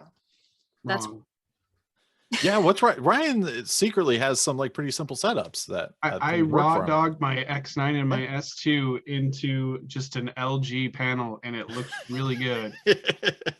So it just how dare you, sir? Literally, that TV, all it does is play LaserDiscs and randomly a Betamax or VHS. So you just gotta, hook it up and run it. It's fine. Like if it looks like shit, maybe it's because you're stretching the image like this, or some other god awful thing, or you dropped your TV on the way in or something. Like my dad. Yeah. What are you rocking, Shawn? Like nowadays, flat screen or? I still before I get to the I still part, I did pick up a Panasonic plasma display, which I really like. I plugged my PS4 into it. It looks beautiful. I mean, everything works on the plasma. But I'm a big believer in, and I've said this a lot in the group over the years, of like LCD panels that were released before full HD 1080p. So like your 720 LCDs. Like I had an old Gotcha. Philips one, and I just raw dogged into that. And the only screen caps I ever shared on the group ever came from those. And it looked fantastic. It looked just as good, if not better, than the CRT, especially if you were sitting close, because you didn't get a lot of the color stuff that you get sitting really closely in all the cells and things like that. So yeah, I'm a big believer in, like, if you can pick up a flat screen LCD 720p max, because then you got HDMI if you need it, you got everything else you can work with, so you can still fuck with your image if you want to. Plus, you can decently calibrate it, save different settings and all that kind of stuff. Or you could just do nothing and just plug your LD player straight into it, and it's going to look as good as it's going to look on that 32-inch something TV you picked off the side of the road. That kills your back. Yeah. Well, yeah, is and the That's LCD no does joke about too, though. an eighth what that fucking CRT does. Wait, You know what why I are mean? we lifting CRTs with our backs, guys? Well, you don't use your legs. Yeah, I mean, we have to use 4 friends if we don't use our backs. I had to use leverage. My freaking elite plasma that's here, that weighs 100 pounds. I had to like a like fulcrum. lean it onto something else, lean it onto something else. I mean, I'm here by myself. I'm moving this damn 100-pound television by Like myself. a car jack lifting up. Yeah. All of Just my got the plasmas, battery. though, they're going, all the players are just going straight into the plasmas. I never had an in between with plasmas. Didn't need that. Yeah, in Chris's case, you got a lot of R7Gs, which sadly you need an S video to make the most out of those and use the comb filter in them. So yeah, that's where you run into a lot of flat screens. Don't even have anything. Yeah, you don't want to plug an S video into something. I mean, S video relies on with the CRT, the R7G's comb filter crushes the thing built into my Wega. I've got this little sharp CRT over here that it dances all, it crip walks all over their graves, you know. I can believe it. But you know, if you plug it into you know, whatever, like an LCD, it's probably gonna have a newer comb filter and a whole different processing chain. With what I'll say about the fact is that we don't have a unified television setup across any of us. There's no consistency, and we're playing with a whole different playing field. Some TVs have really poor scaling. Some TVs have really terrible filters. I used to plug a LaserDisc player, my old CLD59, into a Sony Bravia, a 58-inch 1080p television that my parents installed in their basement, the first big TV the Howlers had. And, you know, it was watchable. I never loved it. You know, I guess I don't even love LaserDisc playback on my TVs that I have in my basement. I don't know. Maybe I'm just like, maybe I'm just miserable. But it's a good point, though. It is this kind of moving target. It's like this amorphous, I don't know, like exploding Tetsuo. Like you never have the same situation in any two houses with any two setups. Yeah. So it's like, I may go, you know, if I ever end up at Ryan's, I may really enjoy LaserDisc on his HD television setup, raw dogged off of an X9 or an S2, you know. Yeah. You know, the plasmas I've heard they're great, but I never had a plasma, and I've checked, there are no plasmas like in my area anymore. Well, when you drive down to wrestle Shawn, he'll get one for you. No, you should. No, I've happened upon mine. I waited 10 years to buy one. You know what I mean? But I really do, Holler. I suggest one of those LCD panels from like 2006 or 8 or something like that. Tripping on plasma. They're decent. You can find them easily. They're cheap. Nobody wants them. Yep. I had a Samsung at the office that looked really good. Yeah. It was an old one. I need a bigger space to put all of this stuff into. Get rid of the CRTs and get a plasma. Less space. I really like my Trinitron Wega over here. I really enjoy it. It's plasmas back to back in the place of that CRT. Yeah. Yeah, I don't know. It's a nice multi-purpose TV. Yep. I'm gonna plug my Genesis into it later and start a couple games. So yeah. See that I will agree with you. Play that on the CRT. And I guess this kind of ties in with the next huge thread that was going on at LDF. One thing I noticed is that I don't know, even when I try to hate things, like I blow up LD onto a screen and then I bought a scope screen. So now my screen is huger than ever. So I zoom like crazy.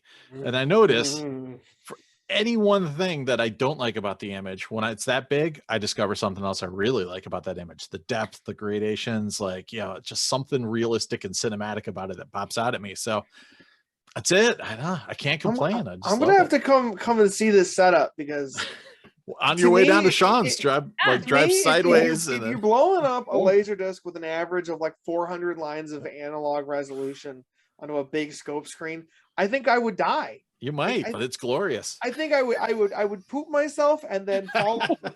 What would happen if you showed this to me? And then I'm gonna have a lot of like things to answer. We're like, what happened to this guy? Well, he pooped himself first. Yeah, and then well, he just died. see, and I'll just say thank you because you already provided the mud for the mud wrestling. Thank you. Yes. That's not what mud is made out of. No. Not all mud. I don't know. Have you seen anime? Yeah.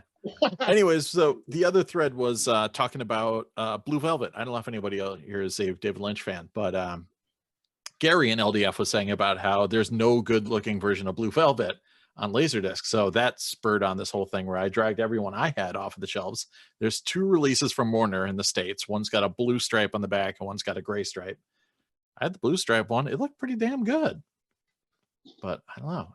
Oh, my Japanese copy looks okay, I guess. Do you have that 90s one or the old 80s one? Oh, I don't know. Hold on, let me see which one I have. I'm gonna tell on myself. I have a laser disc of Blue Velvet. I've never watched it because I have the Criterion Blu-ray in 4K. Yeah, Sean's got the good one. Yeah, this one looks like garbage. I think the one you have is similar to the US one that came out like mid 90s and it's supposed to be nice. I thought it looked fine. I mean, it wasn't like didn't blow my fucking mind or nothing. Yeah, it was like 90s pressing. Yeah, like early 90s Warner Brothers is how mine It looked. was Yeah. kind of like that string of movies we reviewed on a Laser Discotheque. We're all like, yeah, it's about for 1996, 97. That's it's about good. what you Yeah. got. Yeah. So, as you got. this does look like ass though. I did watch this. It's pretty nasty. So The full screen disc? No, it is letterbox, but it's recomposed to like, I don't know, like 1 point something. It's somewhere between 1.85 and like, I don't know, 2.0. So I don't know what the hell. They're It's a just like mystery meat aspect ratio. and it's like one of those Evil Dead things where it's like super blue. Everything's wicked blue, and the contrast is blown out, and the shadows are just crushed. So it's pretty gnarly looking. So if I were to watch this, then I would understand Chris's situation, and I'd just flip a table and be like, I'm pooping myself and leaving LD forever. But yeah, the other version I had was nice. So, there you go. Yeah, there's Blue Velvet update. What else is new? Oh, we know this guy who went on Reddit and mentioned, or we should say, Sean, if you are a person on Facebook, you may have met him in his years as a moderator on the fabulous LaserDisc Forever group. And he was in charge of keeping the peace before Ryan did it. And he joined on Reddit and was posting this cool anime disc kind of spread. And it turned sideways when he mentioned that he was on LDF, and a bunch of people, including yours truly, were thrown under the bus as being toxic, evil, horrible people. So pretentious and childlike. Yeah. Childlike was correct, 100%. Yeah, I mean that one spot on. But like I don't know. I don't use Reddit much, but I was like, oh, I've never looked up the LaserDisc subreddit. I might as well go check. It's pretty dead for the most part. Yeah, it was pretty dead. So I was like, hey, LaserDisc Forever was dead when I joined it. Might as well start posting some shit, Yeah. And so yeah, I made that post, and I was like, usually you get to do a title and then you make a comment underneath where you say everything you really want to say. I was like, oh yeah, I was I was a moderator at LDF, blah blah blah. And yeah, this person was like, oh yeah, it was too many toxic personalities all jerking each other off and making podcasts and stuff. And like, damn them. And like, circle jerking each other about how cool they were and stuff like that. And I was like, I mean, like, I'm sorry we made friends. Yeah. Like, it's really what it boiled down to. Yeah. Yeah, it was really weird. Like, we made friends and we all love this stuff. So we wanted to talk about it more. And I mean, there's a podcast for every fucking thing else. Everything else. Right. Everything else. So why not? And it was fun. Shit. And all you guys were fun. We had a lot of fun. We almost had a LaserDisc convention. You know what I mean? We had a lot of fun. And geez, we had to have had a lot of fun and met a lot of cool people, because that group it was 300 members when I joined. And it's like over 12K now, isn't it? Yeah, it's a huge behemoth. Yeah, it's amazing, and I think it's a great resource. People go there, they post their discs, they ask questions. Of course, everybody wants to know what laser rod is, and everybody has a different answer. Still to this day. Yeah, and I open that can up. Yeah, and yeah, and some of us make sure to keep an eye out and always say, Tecmone's an asshole. Oh, that's on my list. Don't worry, we're getting to that. So we're always there for that. And I guess we sort of uncovered like who this person was in the group and stuff. And they were sort of always a sourpuss. They were one of the most like negative, cranky people about everything. So it's right. Just somebody who always had to chime in with like somebody be like, "Oh, I got this disc. It's so great." And he's like, "I found it lacking," just for no fucking reason. Why not get a Blu-ray? I mean, for full disclosure, I didn't join this out of friendship or camaraderie. I had like a focus group, and they said, look, if you get a band together of people that, it's all just money, you're going to get paid so much with LaserDisc content. It's what's hot. So I figured I'm just going to generate revenue. We all each have our own tour buses. Our different lawyers. I mean, I'm in different lawyers, Canadian lawyers. I'm in my backup house right now that I have just for recording the podcast. Well, where else would you store all your laser discs? Yes. Oh, I store them in a separate house. You think this is my main collection? This is my show collection. Yeah, that's just your backdrop discs. Yeah, Right. I have like 75 copies of each one of these back here from all these podcasts I've been on, all like 8 of them. Right. I mean, this is a storage unit I keep for tax purposes. Yeah. Hey, there you go. It's my write-off, man. I mean, on the negative side, we just get recognized on the street so much, it's getting a little bit ridiculous. Yeah, ridiculous. I have to keep people away from my 3rd or 4th house, Yeah. I mean, look what happened when I just strolled through a Reddit post. It's opened a can of worms. Anyways, but yeah, sorry that we're pretentious children. Yeah. We're elitist, and yet we're also infantile. But at least he could have said, but the LaserDisc Wolfpack podcast had the coolest intro song ever. He could have just said something, one nice thing. Moiki put a lot of work into that. So yeah, and he was the guy we were punching in the face. So yeah. Good times. Yeah. So shout outs to our loyal listeners and the haters too. I mean, that's fine. You're gonna get haters in any place where you speak about anything with authority.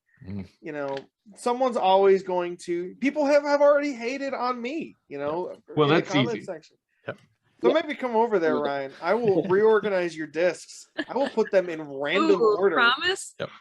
Oh, yeah. You might be doing me a favor at that point. Yeah. So yeah, speaking of hating on authorities, one of my favorite parts is, as Shawn mentioned, is Shawn versus Tecmone fans. And I think just recently there was another post. I can't remember which Tecmone post it was. And it turned into, like, why don't you love him like we do? And then Has Tecmone done something controversial lately? Well, not lately, but I don't know. You could catch maybe. people up. I used to occasionally watch like I watched his video on CX encoding at one point. Like he's got some interesting things that no one else really has much to say about. Like what is Tecmone a dick now? I mean, what did somebody say? Yeah, he's a dirtbag, curmudgeonly old man. But come on, he's old. And I was like, wait, is that a bunch of ageism all in one? And that's why we have to love him? Like, look, don't get me wrong. That old. Tecmone's fine. Tecmone's fine. I mean, he's not video old, but he's old. Yeah, but I mean, like, he's just kind of a twat. Yeah. Yeah, mostly boiled in the old Muse videos, and people were reaching out to kind of help in a number of different aspects, and it was just like, fuck off, get off my lawn. So that Muse video was like 20 minutes long, and he didn't accomplish anything at the end of it. It's like, it's a waste of time. You could have done that in a 3-minute explainer. I plugged it in, didn't work. Oops. His video was like, I spent a lot of money on this Muse player to check out high definition LaserDisc. And at the end, he was like, well, I didn't do it. Go buy the Blu-ray. Thanks for shopping. And like, I can go to any LDF thread for that. Yeah. You know what I mean? Just talk to me. Yeah, right. Or me. But it's like, It's just that everybody loves him, and I'm like, I don't hate him, not really, but I just don't. He's okay, I guess. Yeah, it's a mixed bag because there's a lot of bigger channels that just dabble in LD, and of course we don't expect them to be, you know, insane fans of the format even, or like as knowledgeable as any random LDFer about the format. But it's that weird thing where because they're so huge that they became the definitive voice on the topic. So tech mode is generally that one Cinemassacre video where he's like, it's ET, it's a fucking LaserDisc. Like that's like the definitive voice of LaserDisc. So yeah, I mean that's exactly what I was going to bring up. The Angry Video Game Nerd, you know, he did a video on all those video formats. And there's a lot of people who just don't. I don't mind him at all. That's a shtick. Yeah. So there's people that don't see through the shtick and take it seriously. I was having this conversation with students who just like look up things on YouTube and then don't dig any further. They just accept things at face value. And we're hitting that point in like media literacy in general where people are just not digging past surface level exposures. And so it's like, you know, if tech mode or AVGN is your only exposure to LaserDisc, probably not as good as dipping into the enthusiasts, which is where we're hanging out on the Facebook group.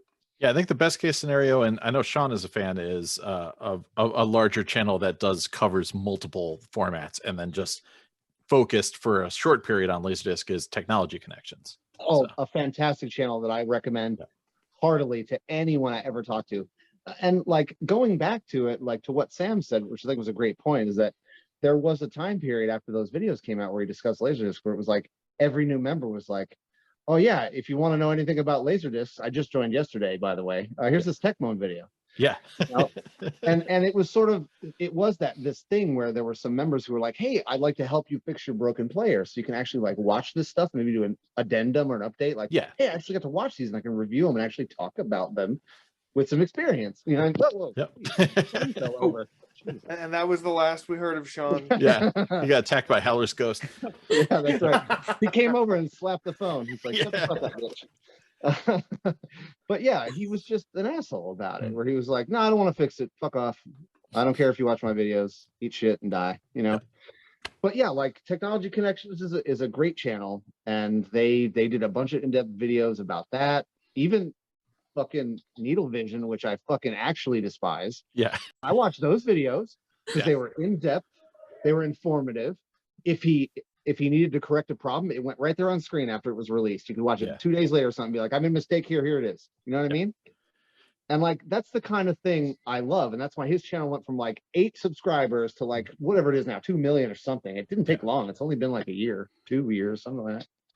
Yeah, I always feel bad too, because you know, like there's people in the comments that are, when you're dropping a detailed video like that, they're just waiting for you to miss something. So it's like, yeah. So he did a great job at finding those things into the editing process and kind of chopping off the head of that snake before it came up with, you know, hey, you missed this about CAV. and like plus, and I will say this, it is kind of funny to just say like Tecmo's not that great, because then you get 20 responses that go like unpopular opinion moment. Yeah. Stirring the pot over there. Yeah, I do it a lot less these days, but you know, Ryan, I love you for taking it over and I appreciate it. It's really easy. I looked at the admin activity over the past month, and it was nothing but me adding and declining people based on their answers to questions. It's like robot, real person, and that's it. Yeah. I mean, I had an eye out for some other stuff, but that's just me. And we had a lot of it. There was a lot of stuff we got rid of, a lot of people and stuff that we sort of encouraged to leave.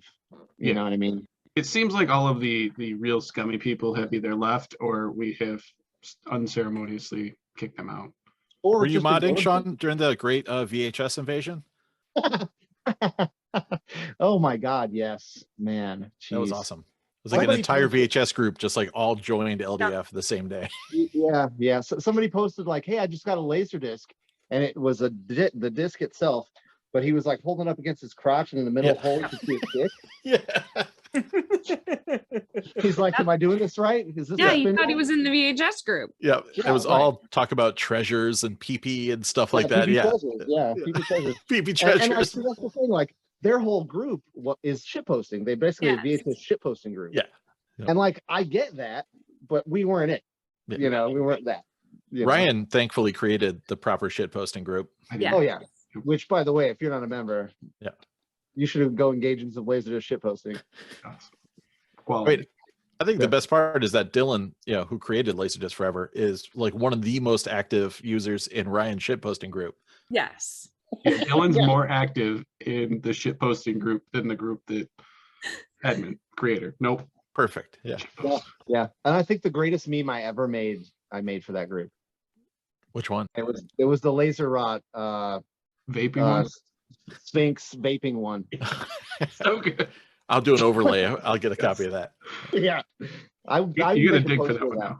Yeah, good.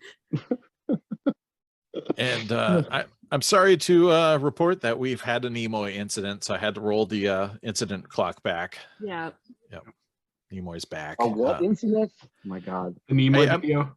Yeah, anytime someone posts that Leonard Nimoy talking rock video or a link to it, I've got a graphic for that and the regular show, last LaserDisc player. So yeah. Does anybody post the one guy, the older guy talking? I can't remember his name right now. Dr. Wizard? Mr. Wizard. Yeah. Does anybody post Mr. Wizard anymore? They should. That's better than a long time. Listen. Why everyone isn't posting Stevie Wonder demonstrates LaserDisc? I don't know. Or That Devo. comes up, just not that often. Devo ice cream disc, baby.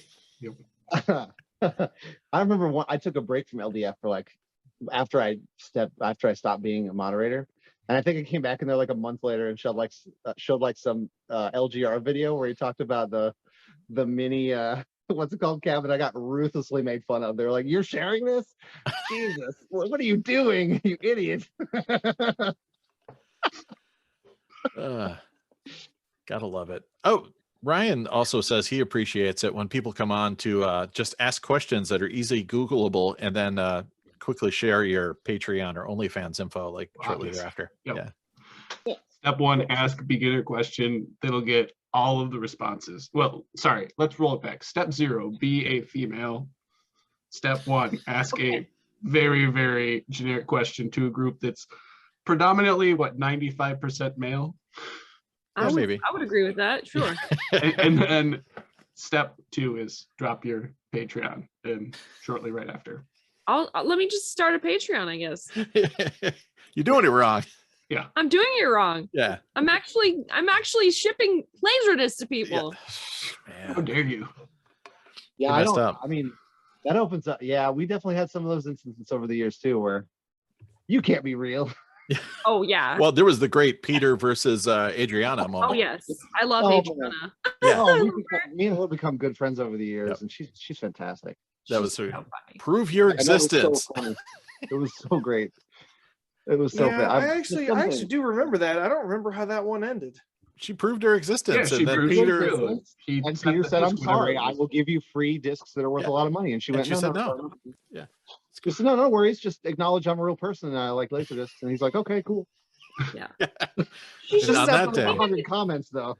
She came into the group right at the same time as all the freaking chaotic freaking boat accident happened. Oh, yes. So it was just my poor God. timing on Yeah, her we part. were- It we was were not sore. anything other than that. Yeah, everyone Yeah, was hyper paranoid. Yeah.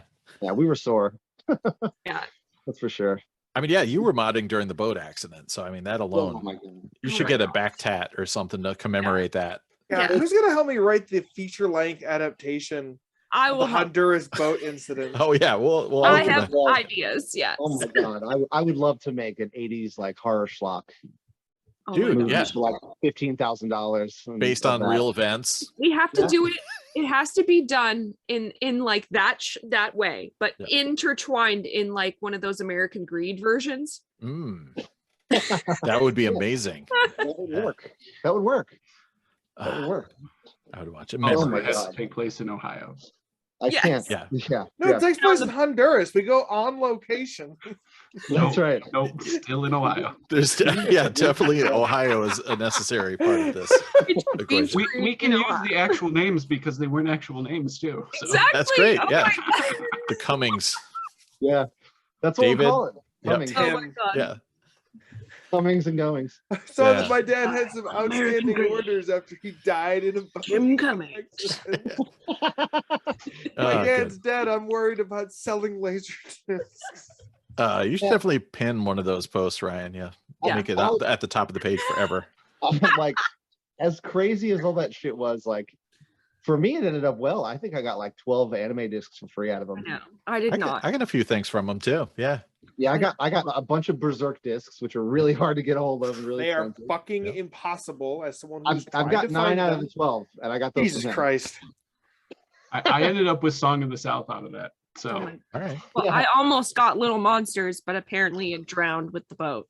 Oh no! is that He what- took it. He took it with him to He Honduras. took it with him down to the bottom of the sea. That's And right. just in case His anybody, skeleton's holding it right now. just in case anybody doesn't know the boat story already, there was a gentleman who was selling discs and then later appeared as a guy that was in the Honduras selling discs. And then that guy, quote unquote, died. Then his son rolled in and said, my dad may owe you some discs, but I'll continue to sell some discs. And then, yes, his dad went on a trip, a boating excursion, got captured in Mexico for a while, died on a boating trip, but then somehow died 2 weeks later after they got back from the boating trip. So I don't know, the boat like killed him slowly over a period of 2 weeks. I don't know. The boat followed him sounds around like a bad Christine. trauma film. Yeah. That sounds like Yeah. And they're like, yeah, we're in Mexico and they took our ID and I don't know. I don't know what was going on, but it was amazing. Yeah. Dad's in a the boating son- deck. And then the son trauma coming film. is like, I'm in Washington, D.C. You want me to pick you up your discs? Like, he would just, I don't know if he ever messaged you guys, but he'd be like, oh, I'm in Arizona right now. You want me to check out some discs for you? Yeah. You know? And then, yeah, come to find out, neither of those two characters were real people. So, yeah. Yeah, I kind of like, I feel really awful, sort of, about how tragic that ended up being, like who the person really was. Yeah, it was pretty sad. Yeah.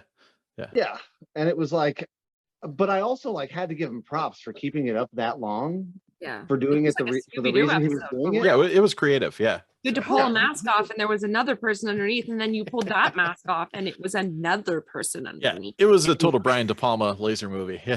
How It was long a did that Brian go De on Palma for? Scooby-Doo movie. Like a year? Yeah, it was a while. Yeah. Yeah. Like I said, my compliments for pulling it off for as long as he did. Yeah. And Jesus. he made a lot of people happy. A lot of people got their discs. Yeah. There's a reason why so many people got screwed in the end. The You know, ones I so got they- were nice discs too. So Yeah, I got the Guyver. I got even the US Evangelion discs. the best part is that created the Peter's response, where if he was total Rooney from that point on, if somebody was dead, he would be like, Yeah. roll the body on out until I see a corpse. Oh, You're a totally, man. I liar. don't give a shit about your dead relatives. Yeah. Leave your personal shit on the boat, okay? Yeah, sorry. Good times. Take All your right. boat on the road, will you? I think we got to talk about mischief. You want to talk about Oh my mischief, God. Ryan? I can't.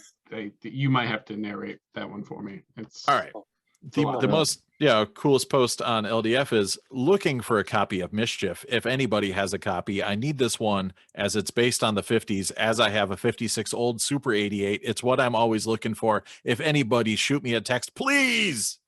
So we had to put that out there. Shoot a text if you have a copy of Mischief. Totally reasonable post right there. Yeah. So His sentence structure is. There was no choice. punctuation. I mean, did the guy get his disc? I don't think so. I don't think so. Nope. Yeah, I mean, So was hard it in disc all is all- caps? No, it Probably. wasn't in all cap. That's where he went wrong. Mm. Yeah, I didn't see this post. It wasn't in all He caps. wasn't yelling about it. Yeah. Yeah, you should probably rephrase that. So, all right, we'll send that back out. Yeesh. Give him feedback. We'll give him constructive. We'll grade his LaserDisc Forever posts. Yep. So I'm gonna write the rubric for LDF posts, and Okay, cool.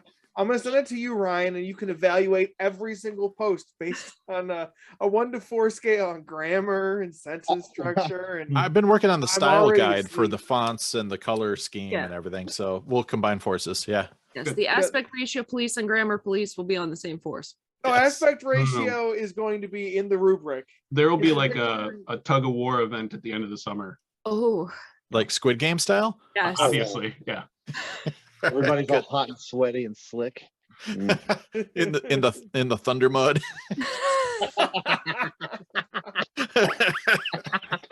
That may or may not be feces from Chris's corpse. It may or may not be. Ask a question or don't ask a It's question. stored in my body, Sam. I don't know. I'm a We'll find biology out. teacher. I have to know.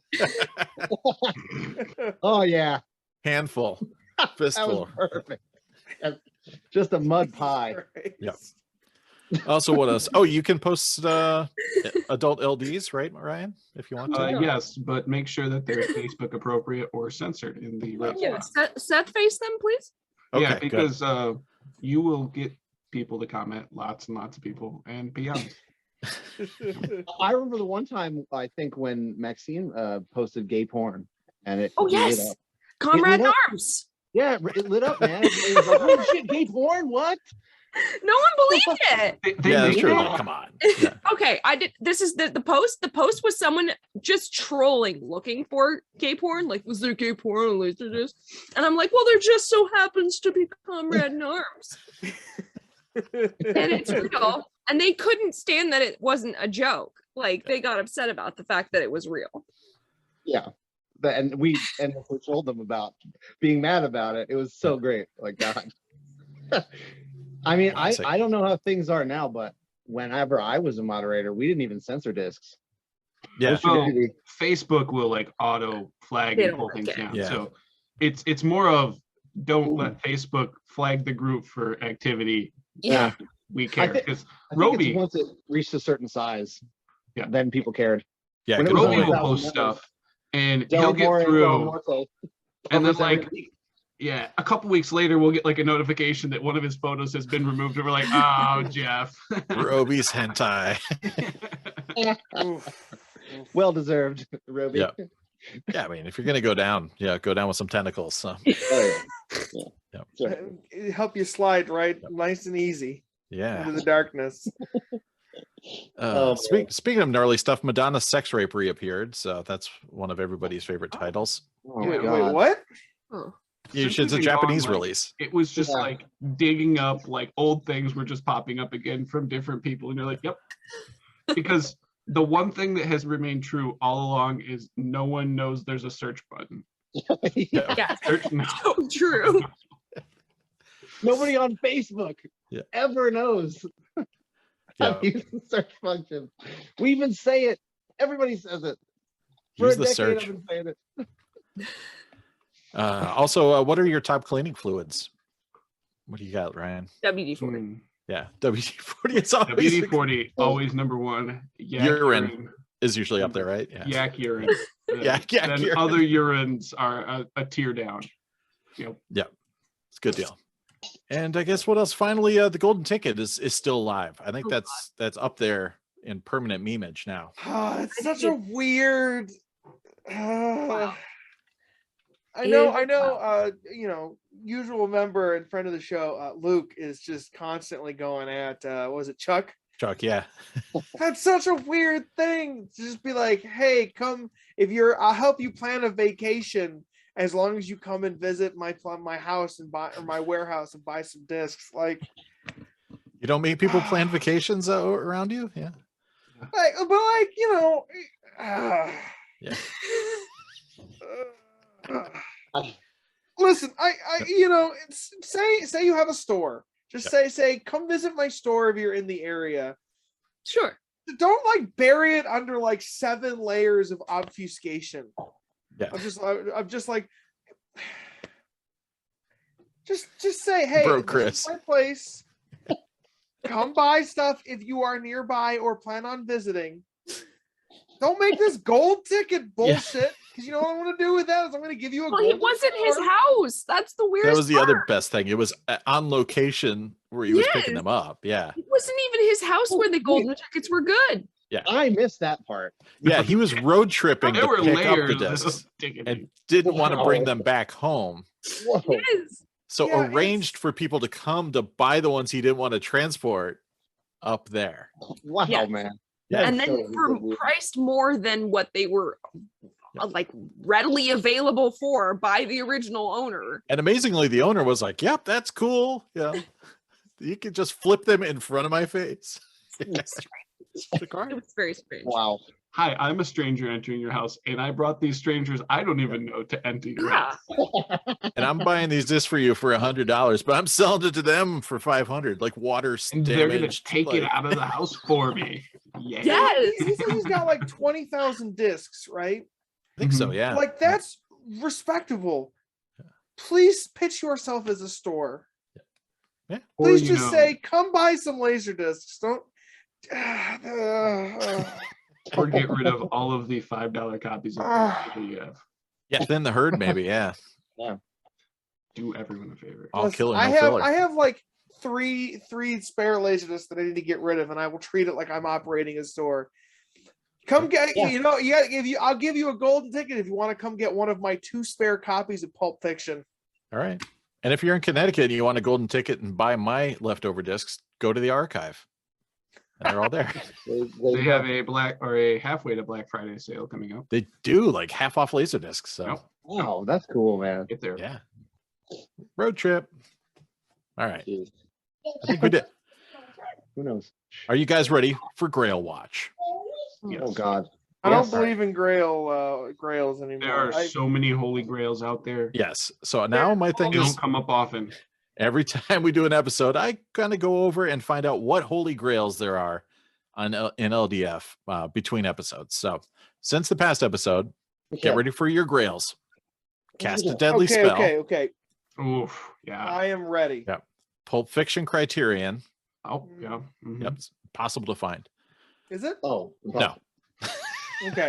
I was gonna Tron say, CAV box. that Oh, one yeah. is pricey, not hard Okay. to find. Excellent Right. disc. Max though. has got Disney, some right so behind they her. didn't make very many. So God, Max has Right got there. grails behind her. I have a grail in every direction. If I gotta pull out the Japanese Tron box, I'm gonna pull out the Japanese Tron. Wow. box. That's Grail Plus. It's like, yeah. That's Grail with subtitles. All right. This one was a joke. But it was referenced as a grail. The Hunt for Red October was referenced as a Ooh. joke grail. The Return of the Living Dead 3 That's Oh, fair. yeah, that's Yep. With side references to Maximum Overdrive and Frankenhooker. So, okay. Oh, all right. Transformers, the movie, preferably Nice. with the black and white cover. Yeah. well, that's the last good one. that makes me but sad. Yeah, but that's the grail. Deal with it. That makes me sad. Yeah, I don't care about this other way better one. Give me the shitty one, please. listen, it's all about street cred. If you're playing with a disc that comes at that price and is that hard to find, it's no longer about is the disc good. Okay. It's No, never about is the never disc good. It's is the disc interesting to other people? Will I feel better about having it? Will I actually watch it? Maybe not. All right. Well, here's Yeah. your last 2 grails. The Gate, Oh. good one, Okay. and Airborne. Well, Oh, that's happening again? I've never heard of Yeah. Airborne. So What? You should buy a So, copy. copy Too again? sweet. Oh my God. Oh, No. Flashback to 10 years ago Oh I know, my right? gosh. and 7 years ago. Yeah, Airborne always Before- kind of comes back in Airborne waves. has Airborne's the made most the podcast legendary 2 or 3 screen. times. I mean, I've I had would it on the definitely- podcast. Max, you've had it on the podcast. oh yeah, what several the times. fuck is Airborne? Oh, Jesus. It's Seth Green's greatest film. Yeah, Uh, 100% true. That's And it's- Jack Black in it. Yeah, super early Jack Black. all right, that actually might be interesting. I Oh, don't it's like roller- it. rollerblading? An academic Rollerblading. perspective. It's surfing in Ohio. Mhm. Yeah. Yeah? Quality. Land of montage. Tim Cummings. Yeah. Skating. And David Cummings. Yeah. All right. Wait, isn't Airborne the one where? No, actually, I think it was the bike one, like the BMX. Oh, BMX Bandits. Oh yeah. I don't know. Well, it was the one where somebody found like some seller on eBay. Rad. had it. Oh, Like, Rad. found Something that had, Rad. like 50 available for Yeah. $8. Yeah, or it's rad. something. Yeah. Yeah. Oh, Rad. Okay, yeah. Yeah. Okay. Yeah, he found a shit ton of sealed rads. Yep. Yep. And they are still out there. The same seller. Yep. Right now on sale for $142.50, but he's taking offers. Yeah, they would just get higher each one he sold. It was like, well, the next one's $20. Yeah. Right now it says 5 available and 14 sold. So I'm assuming that's recently sold. Man. That's going back to 2021. So yeah, that box appeared like years ago. So yeah, it's like at least it had to 40 be several people, I wanna boxes. say. yeah. Yeah, it was an artificially inflated market there. The other great, amazing market was for the Earth UFO one that you guys were all trying to get me to buy for like $9. Like they were all sealed copies just showed up. Do you have it still? Yeah, of course I do. All right, good. Kidding? I think Luke's got one, Moikey's got one, Peter got one. There it is right there. These jabronis were trying to peer pressure me into buying one. It's like a terrible doc that has like English, but then is like dubbed over with the English still there in Taiwanese or Cantonese. I can't remember which. And then it's got subtitles of like Korean. What? Oh my God. It's a documentary about UFOs and spaces. And someone found a ton of them. So it's a 3-disc set. There's Wow. the back, in case somebody's wondering. You know. yeah, gorgeous. Yeah, it's crazy, man. 5 sides. It's almost 300 minutes. Wow. Not That makes quite it though. better. I only watch content that's 300 minutes or greater. Yes. Right. Sorry, Sean. Get that the fuck out of here. Whatever. All right. You guys ready to get physical? We're going to do physical media pickups next. Could be books, could be CDs, could be DVDs, Blu-rays, Oh shit! What? LPs. If you have anything, Yeah, here's the physical for. here's your chance to run around. Pick up some physical media. All right. I got mostly records. So I've got a couple CDs. I got the new Carpenter Brute, Leather Terror, which is fantastic. It's got the vocalist from Gunship on one track. It's got the vocalist from Ulver on one track. It's got Greg from Dillinger Escape Plan on one track. It's great stuff. Check out the video. It's got a Dylan Sprouse, I think, of Dylan and Cole Sprouse fame as the crazed lead singer of this band, and he went on a big killing spree, and like he's being like tormented by the zombie victims of his past. So yeah, it's great stuff. Yeah, so if you love like dark synth stuff, check that out. You're selling me. Thank you. You're welcome. And then I got a Tom Waits older record that I hadn't picked up yet. Blood Money came out around the same time as Alice, and this one slipped through the cracks for me. Found it used. Also had to get Spider-Man No Way Home because it's new, 4K, all that fun stuff. And I've been on a big Fury Road kick for the past couple of years, and I didn't have the black and chrome, so I finally ponied up for the black and chrome edition. Oh, so nice. I can watch it in black and white if I so choose. But all right. And then I can't believe it. Record Store Day actually happened in between the last episode and this episode. So in fact, I think we recorded that the night before Record Store Day. So I only picked up a couple things for myself. I bought like stuff for Luke. I bought stuff for my wife. But I got the Gojira live at Brixton Academy live release, which is very nice. Yes. 2 discs, and I had to get the Motorhead Lost Tapes Volume 2. Yeah. Grab that. How many copies of Ace of Spades are on that one? Sadly, I think there's only one Ace of Spades. Contrary to what Luke says, they have more songs than just Ace of Spades. So. I know they have at least 2. Yeah. We Are the Road Crew. Yeah. We Are the Road Crew. Da-na-na-na-na-na. Yeah. Yeah, it's a great tune. What, Overkill? That's a that's a Motorhead song. You got So some. they have some classics. Damn. All right. And then when I was also shopping at my local store, I just happened to find a disc by this guy who is known for producing Rush and The Fix, but he also had some solo stuff. Rupert Hine, The Wildest Wish to Fly. So I always dig his production vibe. He did a bunch of songs for Better Off Dead as well. So in fact, he did most of the music for it. So there he is right there. I think he's Canadian. So shout out to our Canadian friends. And I believe it's a promo. See some gold stampage there. Wow. Yep. I'm gonna look that up. Yep. And I got a new disc from the Metal Club. Gorgoroth release. Like supposedly this isn't one of their better albums because it's like newer stuff, Instinctus Bestialis, but that cover art fucks. Like, yeah. It can't be Boschian bad kind with of that cover art. Yeah, Like, right? That alone makes it good. Yeah. So that's gonna be good. And then Luke sent me a couple packaging discs in with the LDs. One was a copy of like the big Aha record, but it had a Rod Stewart disc inside it. But this one was good. Strawberry Switchblade, which is like this one-off British kind of synth pop band from early 80s. It's pretty badass, and the packaging is glorious. It's like this gorgeous kind of matte finish, and the obi is like really good, and yeah, so it's pretty damn cool. So I was actually glad he sent me Strawberry Switchblade. And yes, Luke was in Japan, and if you're up late and he goes shopping, you can shop vicariously with him. So there's many a night where I'm sitting in bed and like my wife's like, "What are you doing?" I'm like, "I'm shopping in Japan. Leave me alone." So I got a lot of LPs, including this All About James Bond Super Pack. Wow, This came out in '77 to tie in with The Spy Who Loved Me. It's actually like 4 sides of just all tracks from previous releases. So they did a few of these things. So that's really cool. yeah, so it's the best of comp. yeah, thought that was cool. Sadly, I had some holes in my fishbone collection. So if you're shopping, Pete Davidson. Sorry about that. well, Pete Davidson showed up. Oh my god! Yeah, I fucking scared. Somebody me. else. What was that? I thought that was the air saying that. I know, me too. I got worried. Hey, what's up? My name is Pete Davidson. Anyways, not Pete Davidson related, but my fishbone collection needed some vinyl holes plugged, so I got their first Oh, EP. yeah. Classic stuff. I just had this on CD and tape for the longest time, and likewise, my favorite fishbone record, Truth and Soul.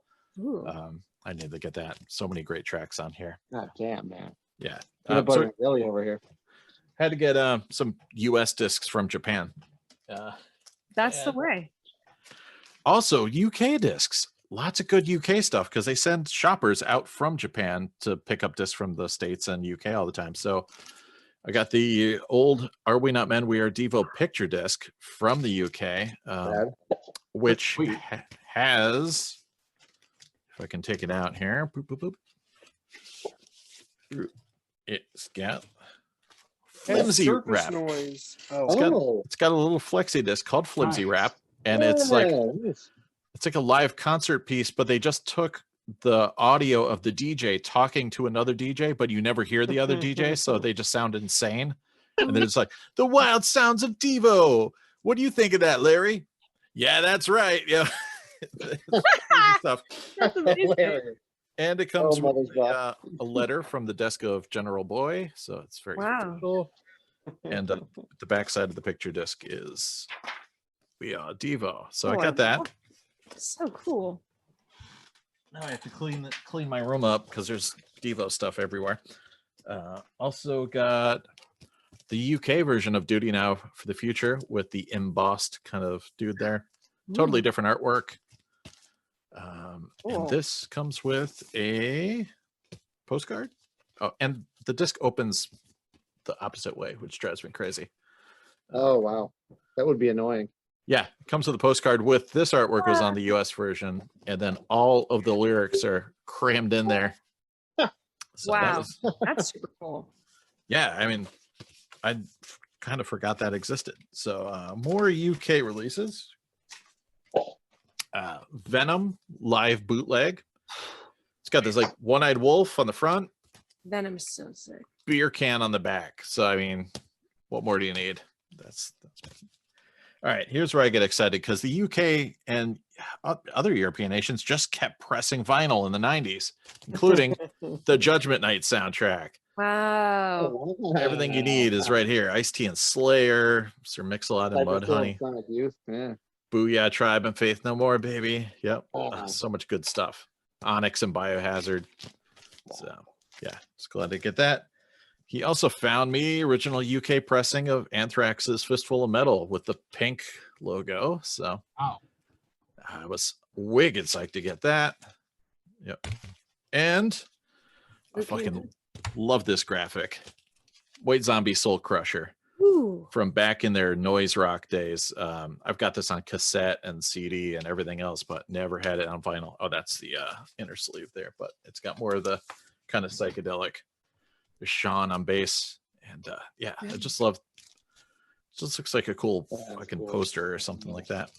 And winding down almost. Slayer picture disc from Seasons to the Abyss. It's got like a experimental mix on the backside. I've always wanted to get that. And then I calmed down, and oh, he sent me a bag too from Disc Union. Cool. And then he went shopping again. And the first time I sent him was to look for Ryuichi Sakamoto discs, and he didn't find any. And the last trip, he got me a bunch of YMO discs, and so I'm like, all right, I'm all caught up, except for weird, compilations and remixes. So he found this sick remix set from 2000. So it's double disc, really cool stuff. And he found this box set from 1984 called Sealed. And this is one of the ones he's like, oh, all right, you probably don't want this. I'm like, yep, want that. He's like, God damn you. I got to carry that now. But yeah, it's a compilation. So it's got a disc. It's even got a cool little thing so you can help push the records out.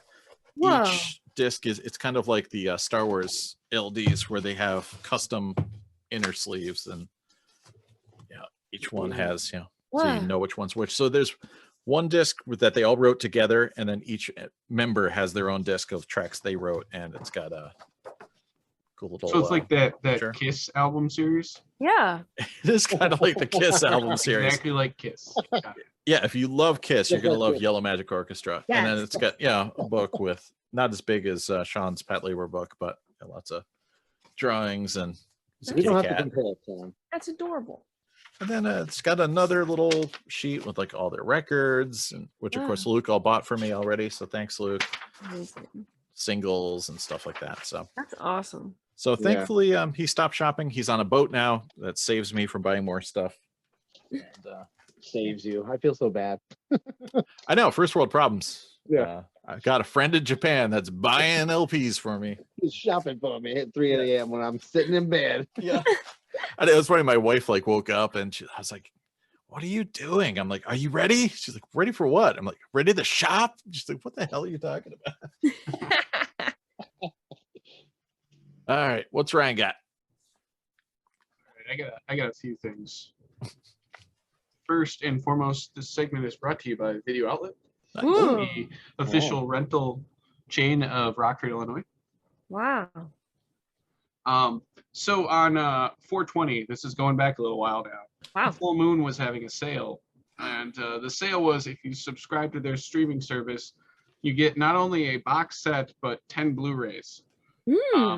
And it was $60 for everything, which I don't like to talk price, but it was $60 for their streaming service for an entire year. Plus, you got the Evil Bong box set. I knew it. Which is 9 Blu-rays. I love it. Wow. And then I got notification today that the other 10 Blu-rays have shipped. So that is 19 Blu-rays and a year of Full Moon for $60. I didn't even pay shipping for any of this. This is a ridiculous box set featuring Tommy Chung as I think their biggest star. And why wouldn't he be? Yes, there we go. There he is. Yeah. And $60 for all of that. So I can't wait to show off the Blu-rays when they show up. I picked this up on pre-order. This goes back to the Walter Hill episode. Nice. Wow. This is the best run of Extreme Prejudice. Amazon kept dropping the price, and so I pre-ordered it, and then after it arrived I still got another 72 cents back, so I think it was like $9 when it was all said and done for a brand new. Best round prices are so great now. They're so dumb but awesome.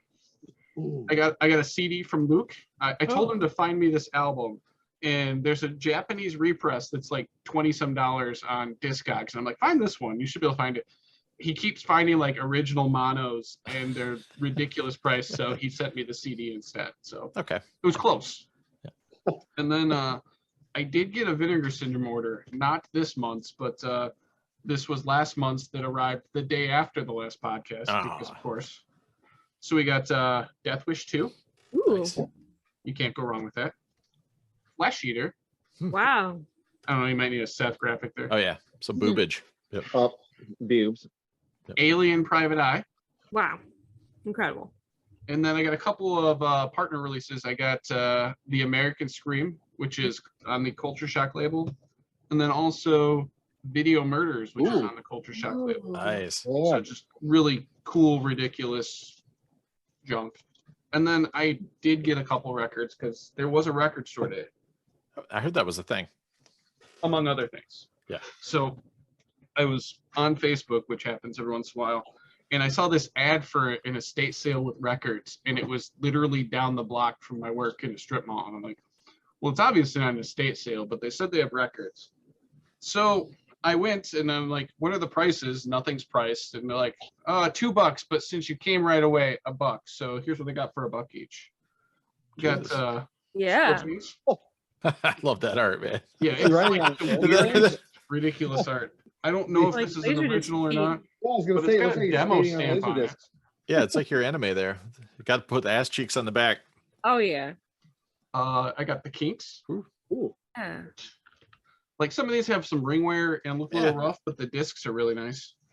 Same with this one, the Police. Oh, I yeah. don't know if you've heard of this band. Oh. Yeah. And that's like what Kwai expressing. You can see through it, or Yeah, I was actually going to show that off. So it Oh, is sorry, I Phoenix didn't mean to and Flags. pollute. No, you're good. Yeah. So the cool thing about Birds and these is vinyl. they were on a Qui-X vinyl, which you can't really see it until you hold it up to the light. I don't know if I can get it. Maybe Yeah, not. damn. But they look pink or purple when you actually like Oh. hold it up to any kind of like light source. It's Yeah, it's either purple or brown. Yeah. For the yeah, these Quiet, ones but are purple on the Police album. Hmm. So really it's the same with the crazy. Go-Go's. The Go-Go's have purple ones too. Mm. But like Dire Straits has the brown ones. Also sounds great. Yeah. Yeah, they're nice audiophile and they're RL masters. So Robert Ludwig. Ludwig in the house. Wow. Yeah, that's how you know it's good. It's no double Wally, but it's close. Yeah. Total And master. then this disc. was the gem Oh, and the yeah. dollar bunch. This Oh is my the God. solo Danny Elfman album. Fuck yeah. And again, the Wow. jacket's a little rough around the edges, but it's got the promo stamp, and the Oh, record fucking itself buck. is like Yep. smoking clean. So Wow. you can't go wrong with Danny Elfman. That looks really, really, as you can see, Yep. clean. So, but that those set me back $1 each. So it was, Wow. Damn, I heard. that's a great deal. I got my Slipknot pre-order. Yeah. This is a really common band from Iowa that does, soft rock hits.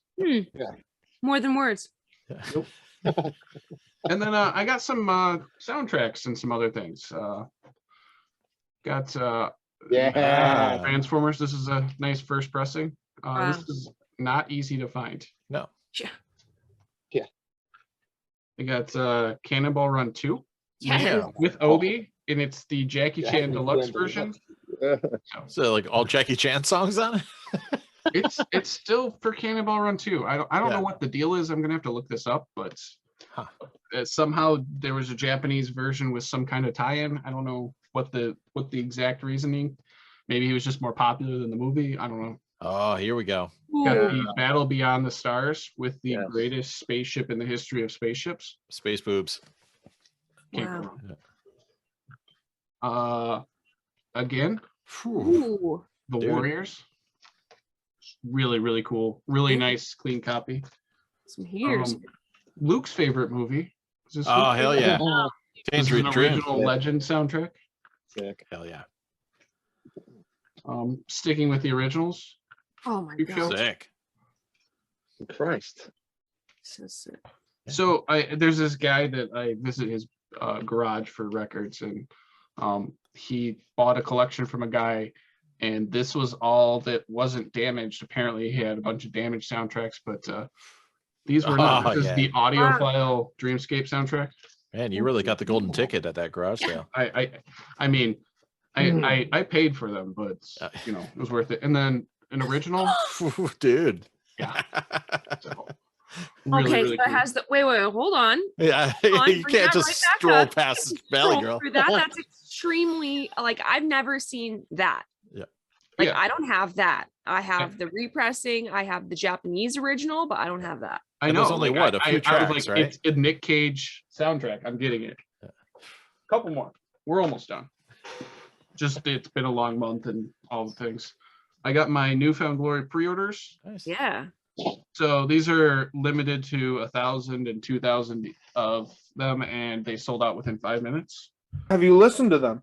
No, I save things for the podcast. I hoard can't them for listen the to it podcast, until it's yeah. been on the podcast. What do I want? Chaos in my system? Come on. I was just talking about today how I showed off the Runaway Train soundtrack last summer. It got filed in the wrong spot, and I just now listened to it. But it was on the podcast at least. Yeah. Got Alice Cooper. Oh, wow.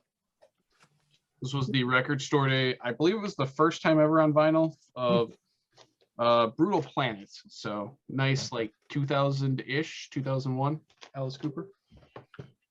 I got the Doors LA Woman Sessions. Oh, yeah. Not because I haven't heard everything on here, but because I have a problem and it's the Doors, so I usually pick up their cool releases. Yep. This one's trying to open itself already. Wow. Throw it back. And Wants to be couple heard. more. Yeah. I'm seriously almost done. I got this band called The Offspring. They've apparently done enough for a Greatest Hits album. What? I don't believe that. I That know, Greatest they Hits haven't album been- came out in like 2008 or 2009. Right, but I didn't listen to it because it wasn't on vinyl. I got the Blue Yeah, Velvet there we go. soundtrack. Ooh. This was worth waiting for. dude. I almost bought that. I probably should have, but You should have totally bought I it. know. I'm a goof. And then I got the Everlast album. Oh. Another this has been out of print for a while now. I think there was like an early 2000s repress, but this came out and it's like on a white vinyl, I believe. And then last but not least, I did get a record from Vinegar Syndrome. Hmm. What? Hell yeah. I picked up the Demon Wind soundtrack because I have Wow. a God box. damn it. But this is limited to like 250, so Damn. I may or may not open that one. But yeah. So those were my pickups, just run of the mill, common stuff. Casual. Yep. Yeah. Yep. All No right. big deal about any of it. Maxine? You got anything, Max? I do actually, because I don't think freaking Holler saw how much I Mm. love You Got Mail. And he's talking about the soundtrack. I literally have it in here on cassette, so. it's a Listen, good- I know that whole soundtrack front to back. Who's so- on there? Who's that? What do we got? Anybody? Oh, well, I have it's some a lot of Louis Randy Armstrong. Yeah. You got the Cranberries. Oh, you gotta Yeah, have the Cranberries. Yep. Harry Nelson, which is the best. That's the best song. Nice. Which song by Harry Nelson? It's the I take my dog most yeah. everywhere. I don't know that Cranberries track opening that Oh, soundtrack yeah. album left a huge impression on me. I like this. Oh, it's Rest in peace, Dolores Riordan. he opens this. So Dreams is second. Damn, yeah. Puppy song. So Ryan, in my Broterian box, sent me You gotta have a new kids. sent me this one. Hell yeah. That's a good vibe. I like this. The look at this. This is pretty cool. Yeah. And they is do it? good Oh packaging. my gosh! Wait a minute. Excuse me. It's Is stuck. this a Blu-ray? It Yeah. is. How can I watch such a thing? I don't know. I have You're no gonna have to ability. upgrade. Oh my gosh. Yep. Okay. This is a DVD, I hope. Yes. Okay. I have What's a that? DVD. Howling 12? Yes, Howling 12. No, it's Howling 4. Oh, okay. It's the fours. Nice. That's good. These were random ones that I had found. Oh, yeah. I never Box got that- around to seeing that. Yeah, I've never seen these, but just based on who's in it and the fact that it's Daniel Day-Lewis, I was sold. So Yeah. I didn't have this on anything, so I mean, that's a classic. classic. Yeah. Classic. Uncut version. I have no idea about this. Late stage Francis Ford Coppola. With But the I like- Gallo. Yeah, I like Vincent Gallo, so I grabbed it So for it's that. a strange one. Is it? Okay. We will Shot by the see. same guy who made The Master with Paul Thomas Anderson. It's the only reason I checked it out when I was like, thought I was cool in high school. Oh, okay. Listen, I understand I'm not cool today. Yay. Nice.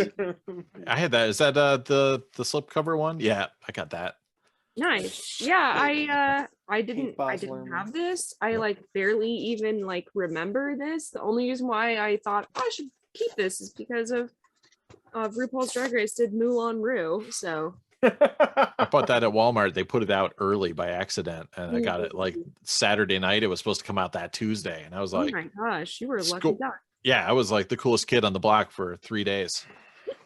And nobody noticed except my girlfriend, but He was probably really happy though. she was super the point. psyched. Yeah, she was told all her friends.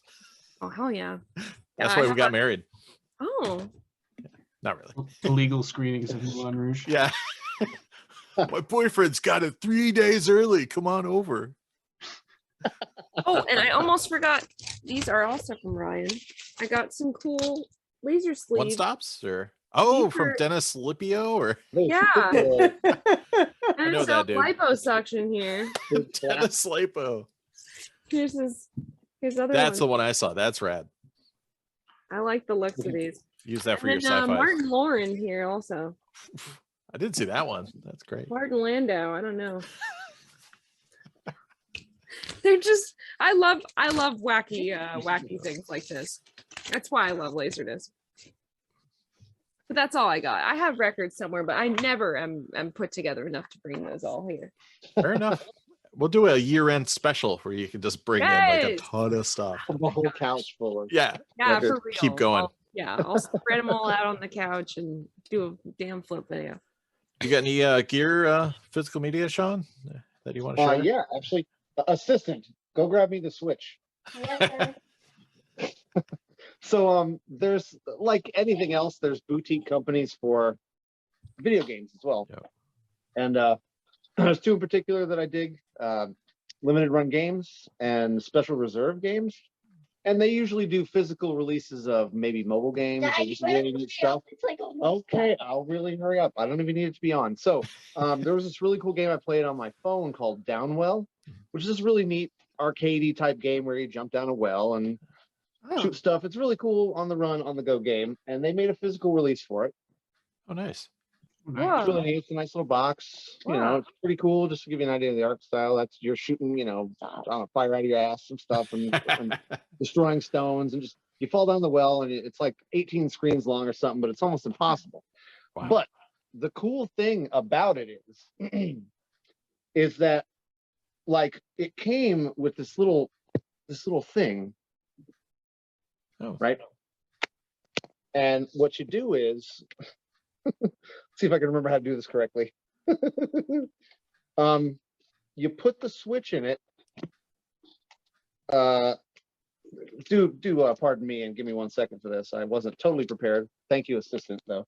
You switch it into tate mode and do it You can play vertical. it in tate mode. Ah, okay. Oh, that's sweet. Wow. Yeah. It's a ton of fun, and you can still get it the box for like $20 if you got a Switch. So the other company called Limited Run did. I really love the Metal Slug games and arcade games in general, and SNK in particular, like King of Fighters and stuff like that. I owned. There's like a button on right there. That button. Yeah. Anyway, so they did a Metal Slug anthology. Oh, damn. heck yeah. Oh my gosh. And they did it in the style of the old Neo Geo cases. Wow. Like this has got the little flappy Oh, thing yeah, here. nice. And it's made out of that plastic material or whatever. And I mean, yeah, it's for PlayStation 4, so it's got. I'm not going to show you the keep case because they're shitty, but it has a replica, little tiny replica of Oh, that's cool. Yeah. of the cart. Yeah, and it's a lot of fun. It's got a poster too, but I'm not about to unfold that. I've only taken this box set out twice in my life. So yeah, in a minute, go. Take the Switch. Get out of here. Minions are getting restless. So I like Disney stuff and I like steelbooks. And there was a steelbook I always wanted, but it was always insanely priced because it was a Best Buy exclusive and sold out like instantly. And I'm talking about the original blue. Oh, damn! Yeah, I don't see that often. Now this is the thick boy. Wow. How many discs is in that thing? 4. All right, yeah. How? Why is there 4? Like 2 double. Oh yeah, Yeah, you got with you got a insert. Blu-ray of the movie. You got a Blu-ray of the bonus features. Yep. You gotta hold on. It's complicated. They You got a didn't figure out 3D how to do it. Blu-ray in there and a DVD. Two and then there's DVDs. and then there's the movie on DVD. Then there's a digital copy. Okay. Oh yeah, it was back when they had the physical digital copies. Okay. Physical digital copy. God. I remember Wow. that. It's just really cool, and I'm glad I found it because usually, like, I found it this way, and I got it for $20 because usually all this cracks. Oh, okay. And all this cracks, like the whole thing just ends up with cracks all over it. And it looks like that spackle paint in the 90s. It was really cool for like 5 minutes. But it looks horrible on the actual steelbook. And the other thing I did was I got on an REM kick, and I sort of got into it by watching the LaserDiscs I've got of like tour film. And stuff Oh, like yeah. that. Yeah. Heck yeah. And every once in a while, when REM comes back around in your mind, at least musically, you got to go listen to like all of it. Yeah, it's like me with Sort of Rush. Yeah. Yeah, same thing. You just sort of you get on this kick of this band, and you just gotta, and then you end up buying some stuff. Yeah, because you gotta get some I new got stuff. some vinyl, and I got Tales of Reconstruction, Yeah. Oh, nice. Oh. OG, which was cool, and I got these all from one guy for $20. I got the Night Swimming picture disc. Ooh, picture disc Oh. action. Yeah. I got, what else did I get? I got Finest Work Song, Nice. 12-inch. 12-inch, obviously. Yeah. I got The One I Love, and this I think is Yeah. a UK one Oh, cool. or something like that. Yeah, I think it's a UK one. It's just got 2 versions of the same song Yeah. because they were cheap. I got the Losing My Religion, Nice. Nice. and then I got 2 separate versions of the same thing. I got like the US disc and I got the UK disc. Well, yeah, you got to get them both. Yeah, duh, because they got the same exact songs on them. And it's actually like one of my favorite singles from them. It's Fall on Me, Nice. Wow. which that's the US version, and it's promo. Oh. Choice. But it's only got it's funny, it's got the back from documented. It's just got all the song titles, it's just got Follow Me highlighted or whatever. Just It's one, really cool. Yeah, so it's just got the one song. It's blank on the other side, I think. That's hilarious. The graphic arts guy took the day off. Yeah. yeah, Oh, yeah. yeah. And then I've got the Superior UK version, Ooh. which has a really nice drawing done by, I'm sure, somebody in the band. Cool. And it's actually got a couple songs on it. It's got Follow Me, and it's got Rotary 10 and Toys in the Attic, which was an outtake from the album or something at the Yeah. time. I'm sure it's widely available now. Wasn't an Aerosmith I cover? don't have the other stuff. I know it's not there. But that's pretty much it. I'm sure there's other stuff, but I forgot about this segment. So I Fair enough. Everybody tunes out after this, but they're like, LaserDiscs are done. We're over. Yeah. No, I knew it was there. I was like, I'm sitting here like halfway through. I'm like, fuck, we're gonna do like other physical media at the end. I haven't done my homework. Plus, we got a new segment. Show us your recent underwear purchases up next. So get ready for that. Oh God. Mm. Yeah, boxers or briefs. It's all Mine's all gonna be real happening. quick because well, anyway, that'll be sharing too much. Going commando. Fair enough. Also going commando is Chris Haller. What do you got? I just got 3 records. I'm gonna do it nice, short, and sweet. All right. I joked in our group chat that it was finally Haller season and that there were finally some records coming out for some bands. Oh yeah. Basically, I follow a bunch of modern bands, and about once every 2 or 3 years, the stars align and like 6 or 7 albums come out that I'm actually interested in. Cool. The first half of that wave has hit, and so I got 3 Holocaust? records here. Oh boy, here we are. Said that. Do I need to come Me, over there? me, I'm excited about what you're gonna see. All right. So we're gonna go with Camp Cope. Finally back after a multi-year hiatus. We're talking 4-year hiatus. Australian legendary Australian band. Running with the Hurricane, their 3rd record. They basically almost broke apart during the lockdowns in Australia, which were, I believe, far more intense. Yeah, there was a Than lot they of were unrest in and, the United States. I believe all 3 members of the band were in different parts of the country.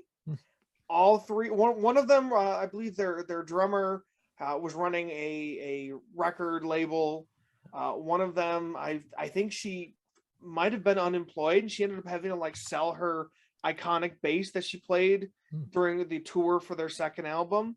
And then the lead kind of musician, the songwriter for the group, she went into nursing, and she worked in a COVID ward, or at least she worked tangential to a COVID award. So like that this record came out is kind of a huge thing. They kind of all matured and changed a lot during the pandemic. It's a softer, kind of more, I think, thoughtful album than their previous works. Beautiful album, beautiful record. I've listened to it front to back probably 12.5 times. They're coming in. They're coming over to the U.S. to tour in the early summer, and I got tickets to see them in July, and I'm fucking stoked because bands from Australia and New Zealand seldom come to Western New York, and I got lucky this time that they decided to pop in. That's awesome, man. I think only Courtney Barnett comes here. Yeah, she's got some buddies here in the States. Her newest album was not my favorite. This one, this was the debut album from kind of a pop rock duo Wet Leg. Vinny, in our regular member, he kind of turned me on to Wet Leg, and I sunk right into that shit. Like it's like this is extremely my shit. It's good. I don't know, it's very like, sometimes I feel like I'm listening to like if Wes Anderson started a pop rock duo. Like their lyrics are just like very tongue-in-cheek. Like their big single off of this is called Wet Dream, and like it starts off by talking about like, you know, you said, hey, do you want to come over and watch the movie Buffalo 66? Yeah. And it's like, Vincent Gallo. Oh yeah. That's your seduction technique. But it's a good record, front to back, a very impressive debut. I don't know, I like it. I listened to it a lot, but it's been a while since it came out, so I'm there's a little bit of distance between me and it at this point. And then another band that I followed and saw back in 2018, Lucius, popped up, put out a third record. These two women, they were like touring with one of the guys from Motorhead. Lloyd, I think. Yeah, they're doing Motorhead. Yeah, no. Someone from like, Flight of the Conchords? They were doing a whole bunch of like supporting other like large, huge artists. So I wasn't sure if they were going to circle back and make another album with their Lucius project. But they did, and it's kind of a poppy, disco-y vibe. Love that cover jacket. That's cool. Yeah, it's got some beautiful artwork going on. It's got great design. I'm afraid to say that I haven't actually finished listening to this album in its entirety yet. I listened to about half of it, and it didn't pull me immediately, but I listened to their previous album probably 100 times, and so I had to just jump in blind on that one. It's on my list of things to do. Maybe I'll get into it this summer. Maybe it'll catch me the second time around. All right. That's all I got. All right. Excellent picks. We're getting close to the end. We'll let Shawn run away back into the mists and all that stuff. But first, we got to do our recommendations for anything. Maybe you streamed it. Maybe you watched it on Blu-ray or DVD or something non-LaserDisc related. I, of course, saw Doctor Strange like a bunch of people, and Uncharted. That was fun. And watched a couple Netflix things. But the one thing I was watching, the most intently was, of course, Tokyo Vice, not Severance, sorry, on HBO Max. And I'm, again, the algorithms fail me because it's pretty much like Michael Mann is my shit. Miami Vice is my shit. You put Japan is my shit. You put all that stuff together. I should have been very, very well aware that on my streaming service, there was a show called Tokyo Vice, and Michael Mann directed the first episode and executive produced. But sadly, I learned way too late, but I binged the hell out of that thing. Ansel Elgort, Baby Driver, plays the lead character. It's, a quote unquote true story. Jake Adelstein is a reporter, supposedly one of the only Americans to work for the Yomiuri Shimbun. I think there's a fake Japanese newspaper in the context of the show, but supposedly he worked. Some people like to like kind of call some of his credentials into question. But yeah, supposedly he was working on the Yakuza in particular, covering them, and became friends with a bunch of cops and stuff like that. So Ken Watanabe is in there as one of the detectives, and yeah, it's just like it's him, this woman that works at a hostess club that he meets, and like her kind of life and what's going on there, and then one of the young guys in this one Yakuza clan like coming up, and his kind of trials and tribulations. And I guess the only downside is it kind of ends at the second act. I think they were holding a lot of stuff back, assuming it was going to get renewed.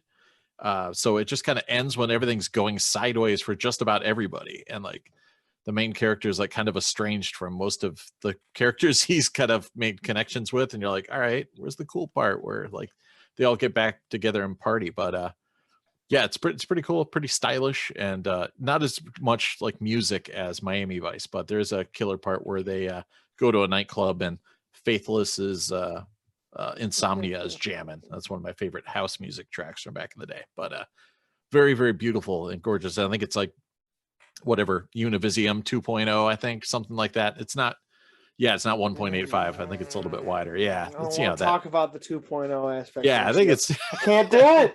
No. But yeah, it looks pretty good. I think it was 8 episodes. I tore through them like super fast. So that's my recommendation, is Tokyo Vice. What's yours, Ryan? Are they making more then? Is it like coming? It hasn't been greenlit, I don't think, yet. Man. But so you're saying hold off until it's greenlit at this point? like, I mean, it will definitely be a better ride, because like the only person like it's going well for is like the evil Yakuza guy who's the villain of the show. Like he's like having a great time at the end of the season. He's like flying off into the sunset, and everyone else is like, this sucks. That sounds like a good thing. Yeah. Sometimes the bad guy needs to win. What a twist. Yeah, I mean, I guess, yeah, if you're watching it from his perspective, that it does have a happy ending. Yeah. You're watching. There we go. Cool.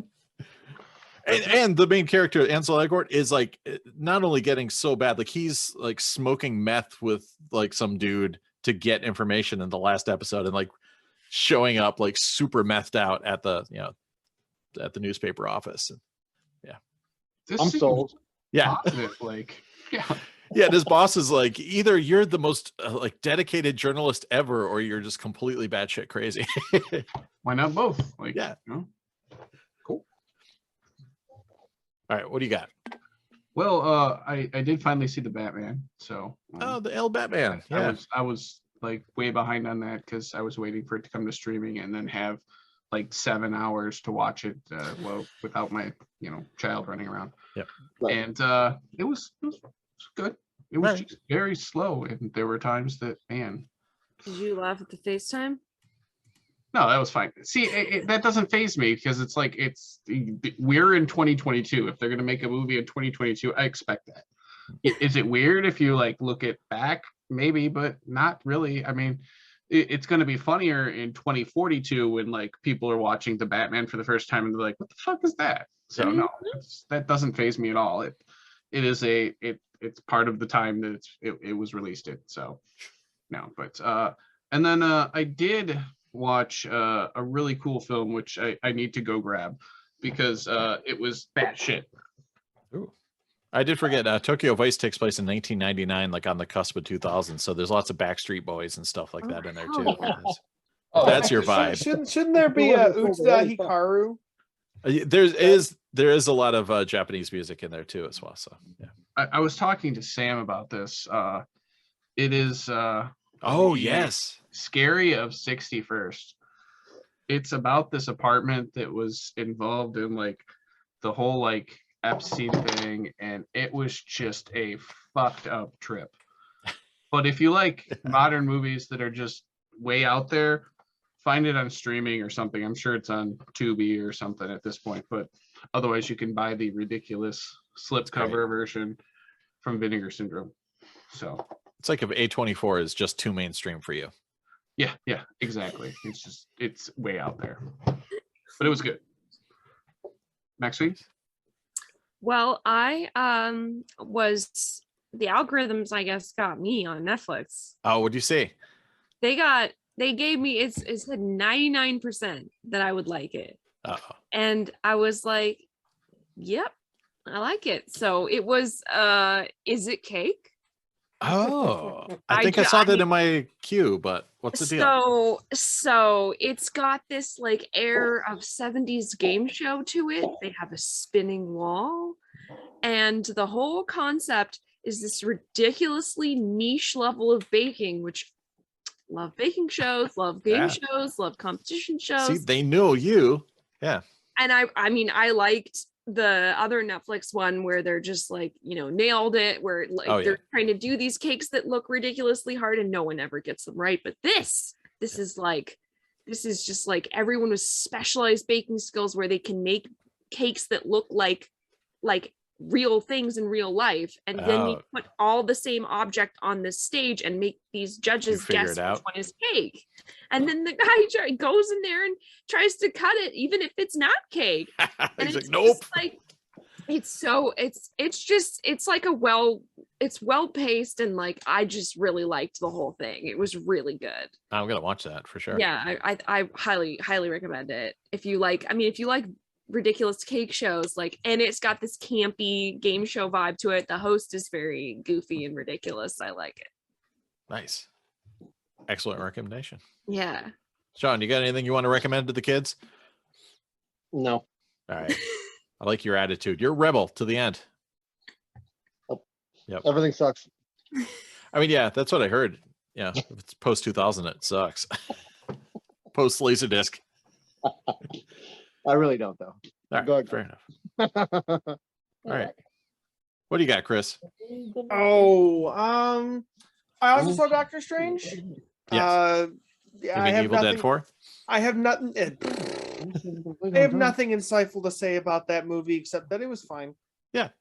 It will change nobody's minds about these movies. It will break no new bread. I guess it's like more horror than a lot of the other ones. So. But at the same time, it's like, yeah, it's more horror than like taking a spoonful of peanut butter and eating it. That's pretty scary. Yeah. It's just like could have nuts. It's about as scary as opening up a jar of creamy peanut butter and getting crunchy instead. What a twist. That's my take on that. That's like if you think that's horror, it's just like I know you guys know horror. Like that's not a horror movie at all. But is it any good? Like it's fun. Yeah. I thought it was the best Marvel movie that I've seen in a while. It's got Bruce Campbell in it, so therefore it's good. It I mean, spoiler alert. Moment. Yeah. I see every Marvel movie and every Marvel TV show, and I seldom talk about them because I just have nothing meaningful to say. They don't do anything interesting, and everyone else does the shouting for me, and usually I'm the one shouting. I will say I saw Everything Everywhere all at once. All at once. Shout out to James Hong, who just got a Walk of Fame star. Good heckin' movie. That's coming to streaming soon. Okay. So I'm sure if you guys haven't caught it yet, you should. It's there's a lot of humor. I think the people who wrote it think they're really clever and they hold a few bits too long. Oh. Which is turning south, yeah. Like it's like so good. Yeah. And it could be better if they just like you can just feel like they're like patting themselves on the back during a few bits. I know. Like we do when we hold up our discs. Yeah. Yeah. Let's see. I got a couple of shows. I just rewatched all of Barry on HBO Max to get ready for the new season. Talk about a show that starts off with a really dark but like fun and interesting premise, and then just becomes oppressively messy and unhappy as you just keep going through Barry. Wow. What is the show? I haven't heard of it. So Barry is a Bill Hader show. Bill Hader's first big post SNL project, and it's about a hitman who gets hired to do a job in Los Angeles. Okay. And he comes with his handler, played by Stephen Root. Okay. And in the process, he kind of trails his target to an acting class, and Henry Winkler is the acting class's teacher. Oh my gosh. Okay. And he decides he wants to take this class because Henry Winkler's character is so inspiring to him in his moment. And also he develops a weird, I have very little experience with women because I was in the army and then started being a contract killer vibe. So he like sees one cute girl and immediately falls in love with her. You know, it's like the first season is this like really tight, like full execution of the premise, and then the second season it's just like dark and unpleasant, and I kind of just like I checked out a little bit. And the third season it's like there's some good things happening, but I don't feel like I trust the show yet after the second season kind of like turns me off. I am watching all of the new Star Treks. Star Trek Discovery ended its 4th season. It was fine. There. Star Trek Picard ended its 2nd season. That was kind of a waste of time. It was the thing. Yeah, it was a thing. It I liked happened. parts of it, and then I didn't like parts of it. But the big show, the fucking Halo TV show finally came out on Paramount Plus. It's fine. All right. So that's almost a record. We almost got a recommendation out of you. It's good. It's better than I thought it would be. I really enjoyed it. But again, you can't talk about that on the internet because people will screech. Yeah. What I will recommend, Star Trek Strange New Worlds has just started. It's the big new. It's basically they finally listened to just the outpouring of fan desire for an episodic Star Trek program of a lot of exploration. The thing with these new Trek programs, they're made by Alex Kurtzman, who like worked on Lost. Yep. And like wrote a bunch of like movies. Yep.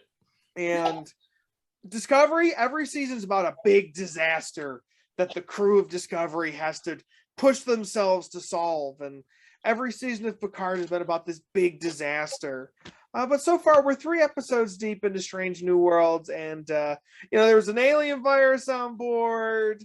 They were trapped on an angry comet, and they fucked up first contact. It's like, oh, baby, just like cover me in this shit. It's so good. Yeah, and it's got characters from the animated series, like in the show, so it's cool. So it stars Anson Mount as the captain, Captain Christopher Pike, who is kind of a one-off character who was in the original pilot for the original Star Trek program, and then they later reused footage of Captain Pike in an episode called The Menagerie. They bring Captain Pike in for season 2 of Discovery, and people were just like, yo, give me as much of this shit as possible. Less Discovery, more Anson Mount and the Enterprise. So they're basically making a full-on Star Trek 90s program with a 13-episode season, and they're spending, $10-11 million an episode on the budget, and it's, for once, I am like excited to come home after a long day of work on Thursday. And I always play the intro twice because it's just like, yep, this is exactly what I've been looking for out of Trek. And I like the other Star Trek stuff that they've been making since 2017, but this is like the first time where I feel like it's resonating with everybody. And it's not causing people to screech on the internet as hard. That's half the fun. No, man. I'm a part of the bigger fandom, and they have. I'm sure they are, but they're not screeching where I can hear them. Yeah, you have no idea. Same criticisms as the other shows. Yeah, well, you know what? Here's my bottom line on Star Trek: Strange New World. They put a crew of the literal hottest people on Earth in a spaceship and sent them out to explore. If that's not something you're interested in, then I don't know what you're interested in. Bachelor in space? Space Bachelor. Listen, just imagine a crew of the hottest fucking possible people. I'm imagining The Bachelor. Yeah. Bachelor in Paradise imagine the Bachelor in Paradise on a spaceship. I'm just picturing Jamie Gertz and James Spader and who else? Like 80s party people. On a spaceship. Diane Lane. So unbelievable. Diane Lane. There we go. Looking. It's like they picked the hottest people to lead the flagship of the Starfleet. It's like, you know what? Flagship. Yeah, you might as well. They're going to new worlds. Come on. You know, that's my recommendation. Star Trek Strange New World. If you want 90s Trek, it's like that with 2022 flavoring. Also, watch it with Grandma. Top Gun Maverick. Hey, that's not out yet. That's not a recommendation. I'm going to see it. I did watch Top Gun again recently, and it is every bit as cheesy as I remembered it before. But it's a smoking nice LaserDisc. So. Listen, Top Gun Maverick. What's that? Be the movie of the year. Take your breath away. It did take my breath away. But who's it? Is it Lady Gaga instead of Berlin this Who time? cares? I care. Berlin is in my soul. Where's Carry None? Carry None, baby. He's gonna press the throttle and he's gonna go, yeah, dude, I'm in a jet. 40 years later. Who fucking would have guessed? That's line from and none movie. of us are gonna like question it. Yeah, I mean, come on. It's real. All right, so let's wrap things up. Do a nice little ball and say what we're going to spin next. I am going to spin next the G Gundam. Obviously, I want to check this out, and I want to see if the opening title is hot, as Shawn mentioned. The opening, and yeah, gonna watch that, and then I'm gonna be sad that I don't have the next 6 discs. That's the worst. You'll just have to find them. I'm sure they made more than one. Where can I find those? Is there like a place? I don't know. You're like Luke. Yeah, I don't know. Make Luke carry him on his back. Yeah, I mean, I guess I could get him in auction, but you're right. I should put him on Luke's back. Yeah. He can be our LaserDisc mule. Yeah. Put these discs in your butt. All right, what are you gonna watch, Ryan? Of course. Thumbs up. All right. So I'm gonna cosplay as Ryan. I'm gonna watch a movie with the beefiest muscles you've ever seen. Every single one of them is gonna have at least 3 guns strapped to their belts, 2 machine guns in each arm. At some point, you're gonna see the hottest pair of tits you have ever seen. That's a necessary thing in the film. I was gonna say that's a plot device. Drive doesn't deliver on a lot of those. Two dudes are gonna bro hug each other and then kill everything in front of them. Yeah. You act like this is a bad thing, or like this is a great plot. I'm loving it. This is a What's the name of this film? Yeah. The name of this film is Bro Down Touchdowns Over the Fires of Guatemala. Okay, I'm gonna make a graphic for that. Starring Chet Lundgren, 3, yeah. Oh, he's the best. Starring David Hangerbro. Oh yeah, he's good. And starring Lightning. Wolfgang Lightning. Oh yeah, he's excellent. And, All right. and in the middle, his name has quotation marks. Wolfgang the Chainman Lightning. Okay. And it was made for $3. It's from Indonesia. Yes. And we didn't know it existed until they uncovered it from the Ark of the Covenant. Wow. Good deal. Well, I hope you enjoy that, Ryan, in addition to Drive. Ryan, that was really a statement of admiration. You watch such interesting movies that I've never heard of, and I always enjoy living vicariously through your pickups. I hope you know that. I did watch Gridlock with David Hasselhoff, and it was like a really, really bad Die Hard ripoff with Kathy Ireland as his like girlfriend. I love it.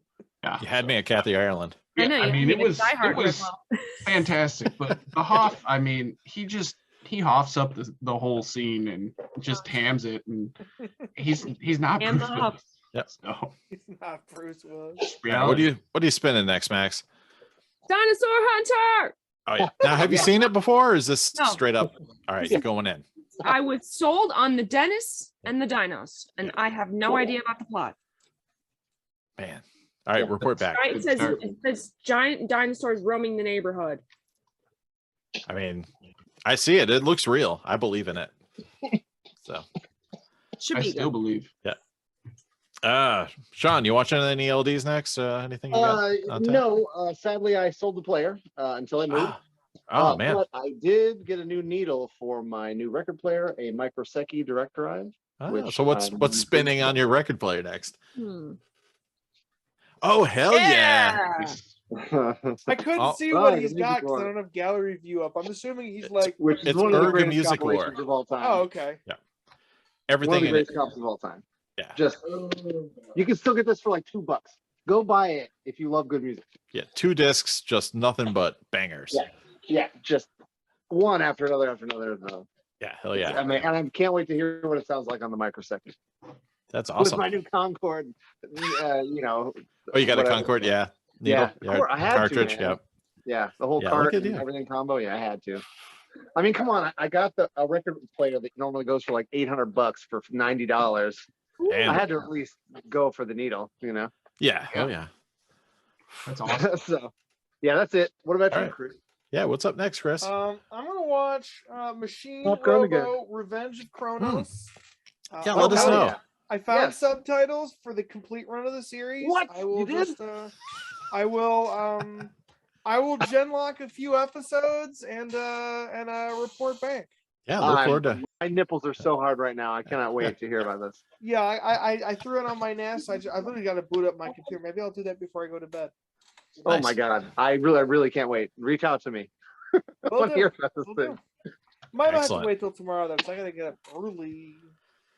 Drive to Screw that. Buffalo. It's a weekend, man. What are you doing Yeah, in come Buffalo? on. You're already up late. My Jeez. sister's graduating from college. Oh, that happens every other Wait, weekend. like, It's just- They're yeah, graduating this late in the year? Like, yeah, come on. commencement come on. was like Hackers. last weekend and the week before. Like, come For on. your college. And everyone around us. I don't know what I they're doing. don't in New live York. near you. Yeah, everyone around Ryan is just a little bit smarter. Yeah, we just do college less. Faster. My sister is getting her PhD conferred upon her in late June. So Oh, okay. Nice. Yeah. Well, tell her I congrats. guess that means UCLA is fucked up. Well, congratulate her for not being a ghost and being real and getting a degree. Yeah. Yeah, I mean she doesn't live Not here. a So ghost I don't degree. even know. Yeah. Ghost degree. Ghostology. Parapsychology, baby. Yeah. Ooh. That's the Uh, sound. That's the mating call of a dead man. I like it. I mean, not the dead man, but the mating call. Yes. Anyways, thanks for joining us, everybody. And it was a delight having Shawn in the flesh in video, even. Thanks for It was a hanging out. delight being here. I love hanging out with all of you, and I don't get near enough opportunity to do it. Yeah, I'm glad we were able to work this out. Sorry we kept you up so late. I'm sure, you know. Are you kidding? I'll sleep until 7 o'clock in the morning tomorrow. I'm sleeping in late. Yeah. Like your attitude. Yeah. But yeah, thanks for hanging out. Thanks for everybody for watching and powering through another long episode. And yeah, we'll be back with some more shenanigans. Do we have any teasers? What's next? Ooh, let's do a trailer I don't run know. right here. Yeah, like ooh, Okay. coming up What's next on the Wolfpack. Brian buys another Blu-ray from the Vinegar Syndrome distributors. Spoiler Damn. alert. Poses I mean- a controversial question. Will you like this LaserDisc or this one? Hot topics? We're gonna make fun of some Grail. No one's gonna come in and be like, "Yep, my holy Grail is Braveheart. I can't find it anywhere. And I don't know how to read." How many copies of Speed do we have in our collectives? Find out on the next episode of the Wolfpack Podcast. Excellent. Thank you for I want that to teaser. Play an explosion. Yeah, I'll give you one. I have that. We need a Yeah. screeching eagle. Yeah, I want to Yeah. keep I have that. graphic. I want I to have keep that. a graphic. We need to do of like an a explosion. promo graphic of all of us like back to back, either Yeah. smoking a cigarette or with a match Yes. in our mouth. Yeah. I'm Yeah, gonna, match. I want. Okay, so I'm gonna need Seth or what's his name? I Todd. can't remember his name. Todd. Yes, Todd to Photoshop me. I'm gonna go with two hands. I need you to put machine guns in both of them. All right. Dildos, got it. Hold that No, don't pose do for a that. while. Somebody's gonna Yeah. kill Dildos, those got it. remarks. Stop. Put dildo. Yeah, keep holding that pose. Yeah. Laser Yeah, keep holding dildos. that one. All right, perfect, Yep. perfect. Perfect. Perfect. So good. We'll superimpose that. Okay, you can stop. It's beautiful. No, At I think he's your stuck leisure. like that. Yeah, someone slapped him on the back. Excellent. Oh right. my god. If we're still recording, Holy good night. fuck.